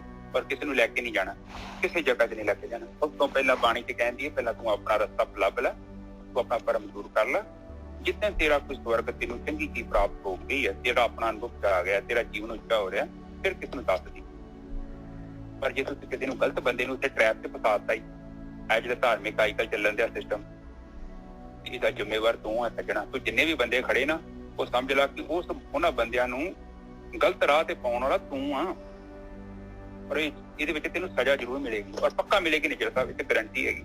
ਕਿਉਂਕਿ ਕਿਸੇ ਨੂੰ ਨਕਲੀ ਹੀਰਾ ਦੇ ਦੇਣਾ, ਕਿਸੇ ਨੂੰ ਇੱਕ ਆਮ ਬੰਦੇ ਨੂੰ ਮਿਲਾ ਕੇ ਕਹਿ ਦੇਣਾ ਕਿ ਤੇਰਾ ਗੁਰੂ ਆ, ਇਹਨੂੰ ਰੱਬ ਸਮਝਦੇ ਆ ਤੇ ਫੋਟੋਆਂ ਇਹਦੀਆਂ ਲਾ ਦਿਮਾਗ ਦੇ ਅੰਦਰ, ਧਿਆਨ ਲਾਈ ਜਾ, ਇਹ ਬਹੁਤ ਵੱਡਾ ਪਾਪ ਹੈ। ਉਹਦਾ ਜੀਵਨ ਨਹੀਂ, ਇੱਕ ਜੀਵਨ ਨਹੀਂ, ਉਹਦੇ ਅਨੰਤ ਜਨਮ ਅਸੀਂ ਵੇਸਟ ਕਰ ਦੇਣੇ। ਕਿਤੇ ਵੀ ਨਾ ਏਦਾਂ ਕਰਿਓ, ਠੀਕ ਹੈ ਨਿਜਰ ਸਾਹਿਬ। ਇਹਦੇ ਨੂੰ ਚੰਗਾ ਨਾ ਖੜੋ, ਕਮ ਸੇ ਕਮ ਤੁਸੀਂ ਇਕੱਲੇ ਡੁੱਬ ਜਾਓਗੇ, ਤੁਹਾਡੇ ਤੇ ਕਿਤੇ ਬੋਝ ਤੇ ਨਹੀਂ, ਪਰ ਜੇ ਤੁਸੀਂ 5-7 ਹੋਰ ਲੈ ਗਏ, ਠੱਗੀ ਉਹਨਾਂ ਨਾਲ ਵੀ ਹੋ ਜਾਣੀ ਹੈ, ਉਹਦਾ ਵੀ ਬੋਝ ਤੁਹਾਨੂੰ ਪੈ ਜਾਣਾ। ਹਾਂਜੀ ਨਿਜਰ ਸਾਹਿਬ, ਅੱਗੇ ਚਲੀਏ।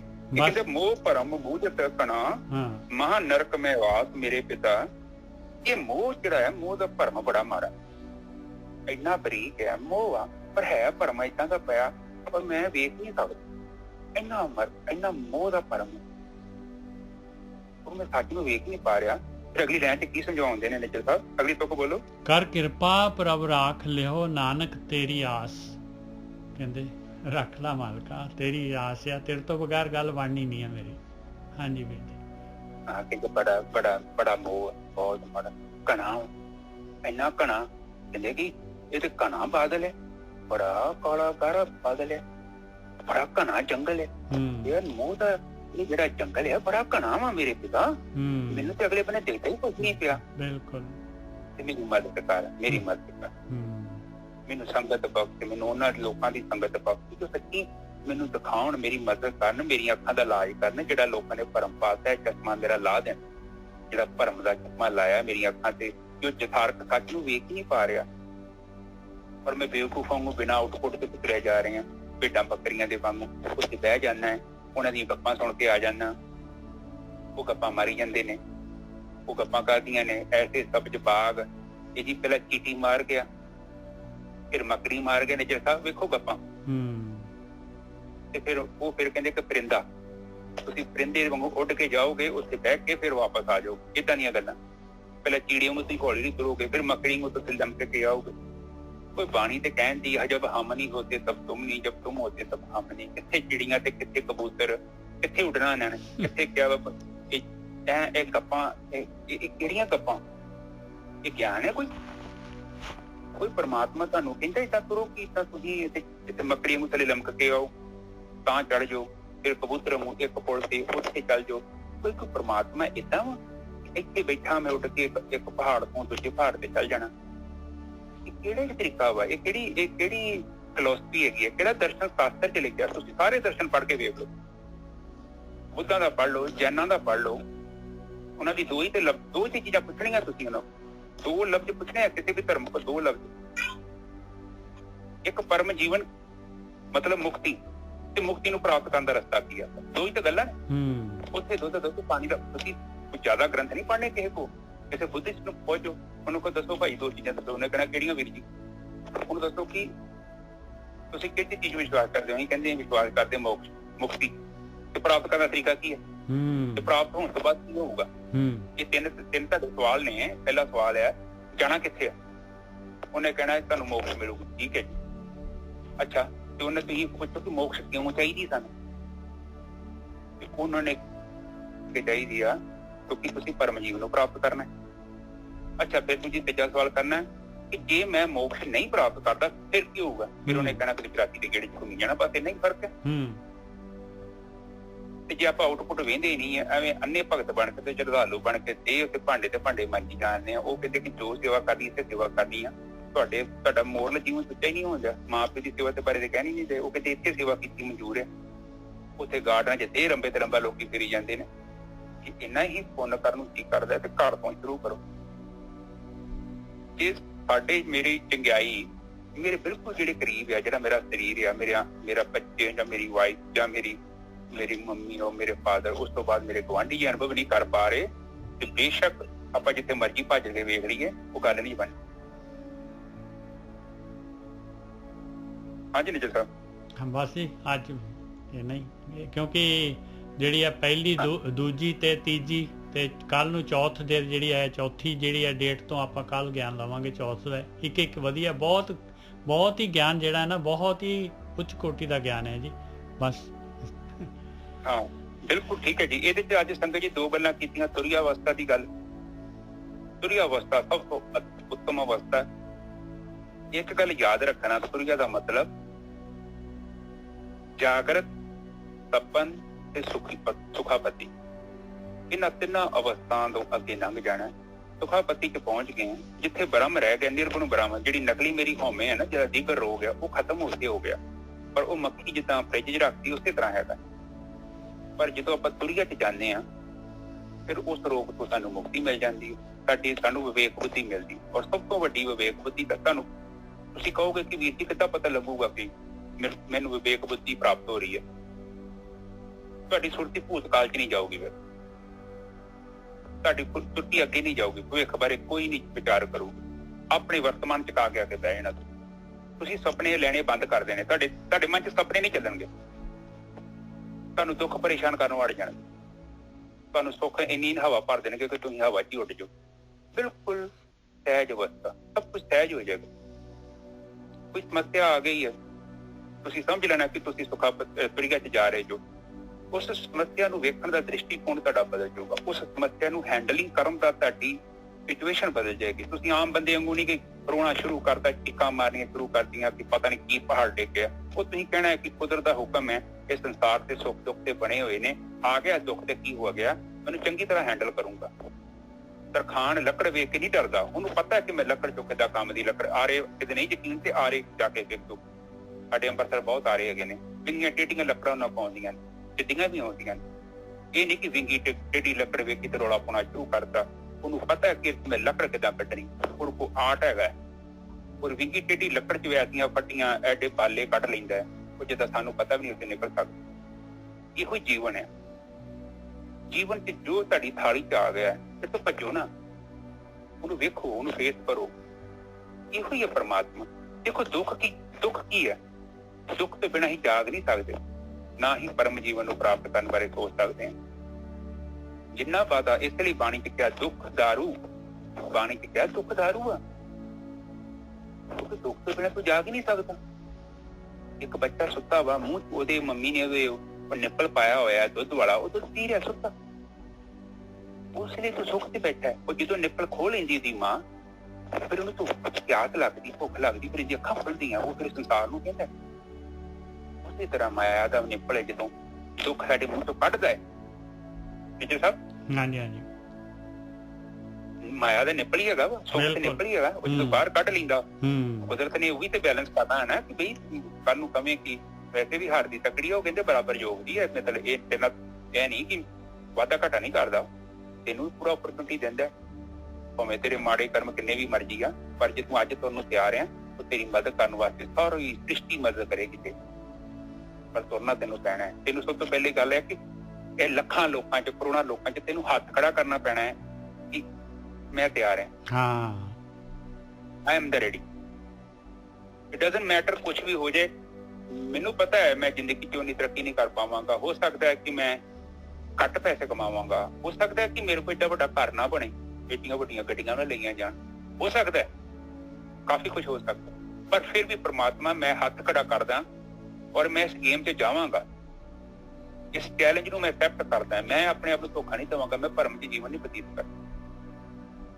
ਮੇਰੇ ਪਿਤਾ ਮੈਂ ਇਹ ਜਿਹੜਾ ਜੀਵਨ ਹੈ ਮੇਰਾ, ਮੈਂ ਪੂਰੀ ਜ਼ੋਰ ਲਾ ਦਾਂਗਾ। ਮੇਰੇ 'ਚ ਜਿੰਨੀ ਵੀ ਹਿੰਮਤ ਹੈਗੀ ਹੈ, ਤੁਸੀਂ ਵੇਖੋ ਖਿਡਾਰੀਆਂ ਨੂੰ ਜਿਹੜੇ 100 ਮੀਟਰ ਜਦ ਦੌੜ ਕਰਦੇ ਨਾ, ਵੇਖੋ ਕਿੰਨਾ ਜ਼ੋਰ ਲਾਉਂਦੇ ਨੇ। ਇਹੋ ਹੀ ਤੇ ਪਰਮਾਤਮਾ ਚਾਹੁੰਦਾ ਹੈ ਕਿ ਤੂੰ ਪਹਿਲਾਂ ਹੱਥ ਹੀ ਖੜਾ ਕਰਨਾ, ਬਾਕੀ ਤੇ ਜ਼ੋਰ ਮੈਂ ਲਾ ਦੇਣਾ। ਤੂੰ ਹੱਥ ਤੇ ਖੜਾ ਕਰ, ਕਮ ਸੇ ਕਮ ਕਹਿ ਕਿ ਮੇਰੇ ਪਿਤਾ ਮੈਂ ਆਉਣ ਨੂੰ ਤਿਆਰ ਹਾਂ, ਮੈਂ ਵਾਪਸ ਆਉਣਾ ਚਾਹੁੰਦਾ, ਮੈਂ ਨਿੱਜ ਘਰ 'ਚ ਵਾਪਸ ਆਉਣਾ ਚਾਹੁੰਦਾ। ਮਨ ਤੋਂ ਜੋਤ ਸਰੂਪ ਹੈ, ਮੈਂ ਆਪਣੀ ਜੋਤ 'ਚ ਵਾਪਸ ਜਾਣਾ ਚਾਹੁੰਦਾ। ਔਰ ਇਹਦੇ ਲਈ ਹੱਥ ਤੇ ਤੁਸੀਂ ਖੜਾ ਕਰਨਾ। ਹੁਣ ਜੇ ਤੁਸੀਂ ਇੱਥੇ ਅੰਗੜ ਫੰਗੜ ਇੱਧਰ ਉੱਧਰ ਤੁਰੇ ਫਿਰੋਗੇ ਤੇ ਫਿਰ ਪਰਮਾਤਮਾ ਤੁਹਾਡੀ ਕੋਈ ਮਦਦ ਨਹੀਂ ਕਰਦਾ। ਬਿਲਕੁਲ ਕਲੀਅਰ ਪੁਆਇੰਟ ਹੈ। ਤੁਸੀਂ ਗਲਤ ਬੱਸ 'ਚ ਬੈਠੇ ਜੋ। ਕਰੋੜ ਸਾਲ 'ਚ ਮੈਂ ਜਾਣਾ ਦਿੱਲੀ ਆ, ਮੈਂ ਬੈਠਾ ਚੰਡੀਗੜ੍ਹ ਦੀ ਬੱਸ 'ਚ, ਮੈਂ ਬੈਠਾ ਪਾਕਿਸਤਾਨ ਦੀ ਬੱਸ 'ਚ, ਮੈਂ ਬੈਠਾ ਪੱਟੀ ਦੀ ਬੱਸ 'ਚ, ਨਿਸ਼ਚਿਤ ਸਾਹਿਬ ਮੈਂ ਪਹੁੰਚੂਗਾ ਦਿੱਲੀ? ਨਹੀਂ, ਬਿਲਕੁਲ ਨਹੀਂ ਪਹੁੰਚ ਸਕਦੇ ਭਾਈ। ਬੇਸ਼ੱਕ ਮੇਰੇ ਮਨ 'ਚ ਇੱਛਾ ਵਾ, ਮੈਂ ਜਾਣਾ ਚਾਹੁੰਦਾ ਦਿੱਲੀ, ਟਿਕਟ ਵੀ ਮੇਰੇ ਹੱਥ 'ਚ, ਪਰ ਮੈਂ ਬੈਠਾ ਹੀ ਗਲਤ ਬੱਸ 'ਚ। ਉਹ ਜਿੰਨਾ ਤੁਸੀਂ ਗਲਤ ਬੱਸ ਦੇ ਵਿੱਚ ਪੈਂਡਾ ਤੈਅ ਕੀਤਾ ਹੈ, ਓਨਾ ਹੀ ਤੁਹਾਨੂੰ ਜਿਹੜਾ ਹੈਗਾ ਜ਼ਿਆਦਾ ਜਿਹੜੀ ਮਿਹਨਤ ਕਰਨੀ ਪਊਗੀ। ਹਾਂ, ਉਹਨੇ ਖਤਮ ਕਰ ਦੇਣਾ, ਉਹਨੇ ਤੁਹਾਨੂੰ ਪਤਾ ਗੁਲਾਮ ਬਣਾ ਦੇਣਾ। ਫਿਰ ਉਸੋਂ ਉਹ ਊਠ ਦੀ ਕਹਾਣੀ ਅੱਜ ਵੀ ਮੈਨੂੰ ਚੇਤੇ ਆਉਂਦੀ ਹੈ। 1 ਮਿੰਟ ਦੁਬਾਰਾ ਬੋਲਦਾ। ਉਹ ਕੋਈ ਉਹ ਸਨ ਕਾਫਲਾ ਸੀ ਊਠਾਂ ਦਾ, ਤੇ ਉਹ ਊਠ ਉਹਨਾਂ ਕੋਲ ਹੈ 10-15। ਇੱਕ ਊਠ ਦੀ ਰੱਸੀ ਕਿਤੇ ਗਵਾਚ ਗਈ, ਰਾਹ 'ਚ ਡਿੱਗ ਗਈ ਤੇ ਉਹਦਾ ਕਿੱਲਾ ਵੀ ਨਾਲ ਡਿੱਗਿਆ। ਉਹ ਰੇਗਿਸਤਾਨ ਦਾ ਏਰੀਆ ਸੀ। ਉਹਨਾਂ ਕੋਲ ਮਤਲਬ 15 ਊਠ ਸੀ ਤੇ ਉਹਨਾਂ ਕੋਲ ਚੇਲੀਆਂ 14 ਸਨ ਤੇ ਇੱਕ ਘੱਟ ਸੀ। ਉਹਨਾਂ ਨੂੰ ਕੋਈ ਲੱਭੀ ਨਾ, ਉਹਨਾਂ ਨੂੰ ਕੋਈ ਟਾਈਮ ਤੇ ਰੱਸੀ ਅਵੇਲੇਬਲ ਸੀ, ਰਾਤ ਕੱਟਣੀ ਸੀ। ਉਹਨਾਂ ਨੇ ਕਾਫਲਾ ਰੁਕਿਆ ਤੇ ਲਾਗੇ ਇੱਕ ਘਰ 'ਚ ਦੀਪਕ ਦੀ ਬਜ਼ੁਰਗ ਹੋ ਗਏ, ਉਹਨੂੰ ਰਿਕੁਐਸਟ ਕੀਤੀ। ਪੁਰਾਣੀ ਕਹਾਣੀ ਹੈ, ਸਾਰੀ ਦੁਨੀਆ ਵਰਤਦੀ, ਆਪਾਂ ਵੀ ਵਰਤਾਂਗੇ। ਉਹ ਬਜ਼ੁਰਗ ਨੂੰ ਕਿਹਾ ਕਿ ਬਜ਼ੁਰਗੋ, ਅਸੀਂ ਇੱਥੇ ਕਾਫਲਾ ਰੁਕਿਆ ਹੋਇਆ, ਸਾਡੇ ਕੋਲ 14 ਊਠ ਨੇ, ਇੱਕ ਊਠ ਜਿਹੜਾ ਹੈਗਾ ਵਾ ਉਹਦੀ ਰੱਸੀ ਸਾਡੀ ਰਾਹ 'ਚ ਡਿੱਗੀ, ਉਹਦਾ ਕਿੱਲਾ ਵੀ ਰਾਹ 'ਚ ਡਿੱਗ ਗਿਆ, ਤੁਸੀਂ ਕੋਈ ਮਦਦ ਕਰੋ, ਸਾਡੇ ਕੋਲ ਰੱਸੀ ਹੈਗੀ ਕੋਈ? ਉਹ ਕਹਿੰਦਾ ਇਹ ਕਿਹੜੀ ਗੱਲ ਹੈ? ਕਹਿੰਦਾ ਗੱਲ ਕੀ ਹੈ? ਕਹਿੰਦਾ ਰੱਸੀ ਮੇਰੇ ਕੋਲ ਨਹੀਂ ਹੈਗੀ, ਪਰ ਮੈਂ ਤਰੀਕਾ ਦੱਸ ਦੂੰਗਾ, ਊਠ ਤੋਂ ਹਿੱਲੂਗਾ ਨਹੀਂ। ਸਾਰੀ ਰਾਤ ਉੱਥੇ ਬੈਠਾ ਰਹੂ। ਕਹਿੰਦੇ ਠੀਕ ਹੈ। ਕਹਿੰਦਾ ਕੀ ਕਰਨਾ ਪਊਗਾ? ਕਹਿੰਦਾ ਉਹਦੇ ਗਲ 'ਚ ਇੱਕ ਰੱਸੀ ਘੁਮਾਓ, ਹੱਥ ਦੇ ਨਾਲ ਗੰਢ ਮਾਰ ਦੋ 3-4, ਉਸ ਤੋਂ ਬਾਅਦ ਉਹਦੇ ਸਾਹਮਣੇ ਕਿੱਲਾ ਕੱਢਣਾ ਹੈ, ਨਕਲੀ ਕਿੱਲਾ ਕੱਢ ਦੋ ਮੇਜਰ ਸਾਹਿਬ, ਤੇ ਬਸ ਕੰਮ ਹੋ ਗਿਆ। ਉਹ ਕਹਿੰਦੇ ਏਦਾਂ ਹੋ ਜਾਊਗਾ? ਕਹਿੰਦਾ ਬਿਲਕੁਲ ਹੋ। ਫਿਰ ਗਿਆ, ਉਹਨਾਂ ਮੁੰਡਿਆਂ ਨੇ ਏਦਾਂ ਹੀ ਕੀਤਾ। ਉਹਨਾਂ ਨੇ ਰੱਸੀ ਉਹਦੇ 2 ਵਾਰੀ ਗਲ ਮਾਰੇ, ਗੰਢਾਂ ਮਾਰੀਆਂ ਨਕਲੀ। ਬਾਅਦ ਦੇ ਵਿੱਚ ਧਰਤੀ 'ਚ ਉਹਨੇ ਕੱਢ ਕੇ ਕਿੱਲਾ ਕੱਢ ਕੇ ਉੱਥੇ ਠੱਕ ਦੀ ਆਵਾਜ਼ ਕੀਤੀ, ਕੋਈ ਚੀਜ਼ ਮਾਰਤੀ, ਫੇਰ ਹੋ ਗਈ। ਸਾਰੇ ਊਠਾਂ ਦੇ ਨਾਲ ਉਹ ਊਠ ਵੀ ਇੱਥੇ ਬੈਠਾ, ਬਿਨਾਂ ਰੱਸੀ ਤੋਂ ਬੈਠਾ। ਉਹ ਹੈਰਾਨ ਹੋ ਗਈ ਕਿ ਵਾਇਦੇ ਬਾਬੂ ਬਹੁਤ ਚਮਤਕਾਰੀ ਹੈਗਾ। ਉਹਨਾਂ ਨੇ ਉਹ ਦੂਜੇ ਊਠ ਸਾਰੇ ਉੱਠ ਗਏ, ਇਹ ਊਠ ਉੱਠੇ ਹੀ ਨਹੀਂ, ਜਿੱਥੇ ਉੱਥੇ ਬੈਠਾ ਹੀ ਰਹਿ ਗਿਆ। ਹੁਣ ਕੌਣ ਡੰਡੇ ਟੁੱਟਿਆ ਨਾ ਤੂੰ ਉੱਠ ਗਈ, ਉੱਠ। ਉਹ ਕਵੇ ਕਿ ਮੈਂ ਹਿੱਲਣਾ ਨਹੀਂ। ਉਹ ਬਾਬੂ ਕੋ ਕਹੇ, ਬਾਬੂ ਤੂੰ ਤੇ ਜਾਦੂਗਰ ਹੈਗਾ ਹੈ ਤੇ ਸਾਡਾ ਊਠ ਤੇ ਉੱਠਦਾ ਨਹੀਂ। ਕਹਿੰਦਾ ਕਿਉਂ ਉੱਠਦਾ ਕਿਉਂ ਨਹੀਂ ਪਿਆ? ਉਹ ਕਹਿੰਦਾ ਅਸੀਂ ਤੇ ਉਹ ਦੂਜੇ ਸਾਰੇ ਊਠਾਂ ਦੀਆਂ ਰੱਸੀਆਂ ਵੀ ਖੋਲਤੀਆਂ ਤੇ ਕਿੱਲੀ ਵੀ ਪੁੱਟਤੀਆਂ। ਤੇ ਕਹਿੰਦਾ ਜਿਹੜੇ ਰਾਤੀ ਬੱਧੀ ਸੀ ਕਿੱਲੀ ਉਹਦੇ, ਉਹ ਪੁੱਟੀ ਜੋ ਕਿੱਲੀ ਉਹਦੀ ਰੱਸੀ ਖੋਲਦੀ ਉਹਦੇ ਗੱਲ ਚੋਂ। ਕਹਿੰਦਾ ਉਹ ਖੋਲਣ ਦਾ ਕੀ ਸਵਾਲ ਹੈ ਬਜ਼ੁਰਗੋ, ਤੇ ਬੰਨੀ ਨਹੀਂ ਹੈ, ਨਾ ਹੀ ਕਿੱਲਾ ਗੱਡਿਆ ਉੱਥੇ। ਉਹ ਕਹਿੰਦਾ ਇਹ ਨਹੀਂ ਗੱਲ ਹੈਗੀ ਤੁਸੀਂ ਬੰਨੀ ਜਾਂ ਕਿੱਲਾ ਨਹੀਂ ਗੱਡਿਆ, ਤੁਹਾਨੂੰ ਉਸੇ ਤਰ੍ਹਾਂ ਹੀ ਕਰਨਾ। ਉਹ ਗੱਲ ਹੋਈ। ਉਹਨਾਂ ਨੇ ਆ ਕੇ ਉਹਦੇ ਗਲ ਚੋਂ ਰੱਸੀ ਜਾਂ ਨਕਲੀ ਜਾਂ ਬਹਾਨਾ ਮਾਰਿਆ, ਜੋ ਵੀ ਆ, ਗੰਢਾਂ ਖੋਲਤੀਆਂ, ਕਿੱਲੀ ਪੁੱਟ ਲਈ ਤੇ ਊਠ ਉੱਠ ਕੇ ਬਹਿ ਗਿਆ। ਇਹ ਸੱਚ ਹੈ ਨਿੱਜਰ ਸਾਹਿਬ, ਇਨਸਾਨ ਵੀ ਇਸੇ ਤਰ੍ਹਾਂ ਨਕਲੀ ਕਿੱਲੀਆਂ, ਨਕਲੀ ਰੱਸੀਆਂ ਦੇ ਨਾਲ ਬੱਝਾ ਹੋਇਆ ਹੈ। ਮਾਇਆ ਦਾ ਭਰਮ ਵੇਖ ਲਓ ਨਿੱਜਰ ਸਾਹਿਬ, ਸਾਰੀ ਜ਼ਿੰਦਗੀ ਝੂਠਦਾ ਹੀ ਨਹੀਂ, ਬਿਲਕੁਲ ਨਹੀਂ ਉੱਠਦਾ। और ਵੇਖ ਲਓ ਆਪਣਾ ਜੀਵਨ ਖਤਮ ਕਰ ਲੈਂਦੇ। ਹਾਂਜੀ ਨਿਜਾ ਸਾਹਿਬ, ਅੱਜ ਦੀ ਵਿਚਾਰ ਇੱਥੇ ਸਮਾਪਤ ਕਰੀਏ। ਹਾਂਜੀ ਬਿਲਕੁਲ ਜੀ, ਬਹੁਤ ਵਧੀਆ।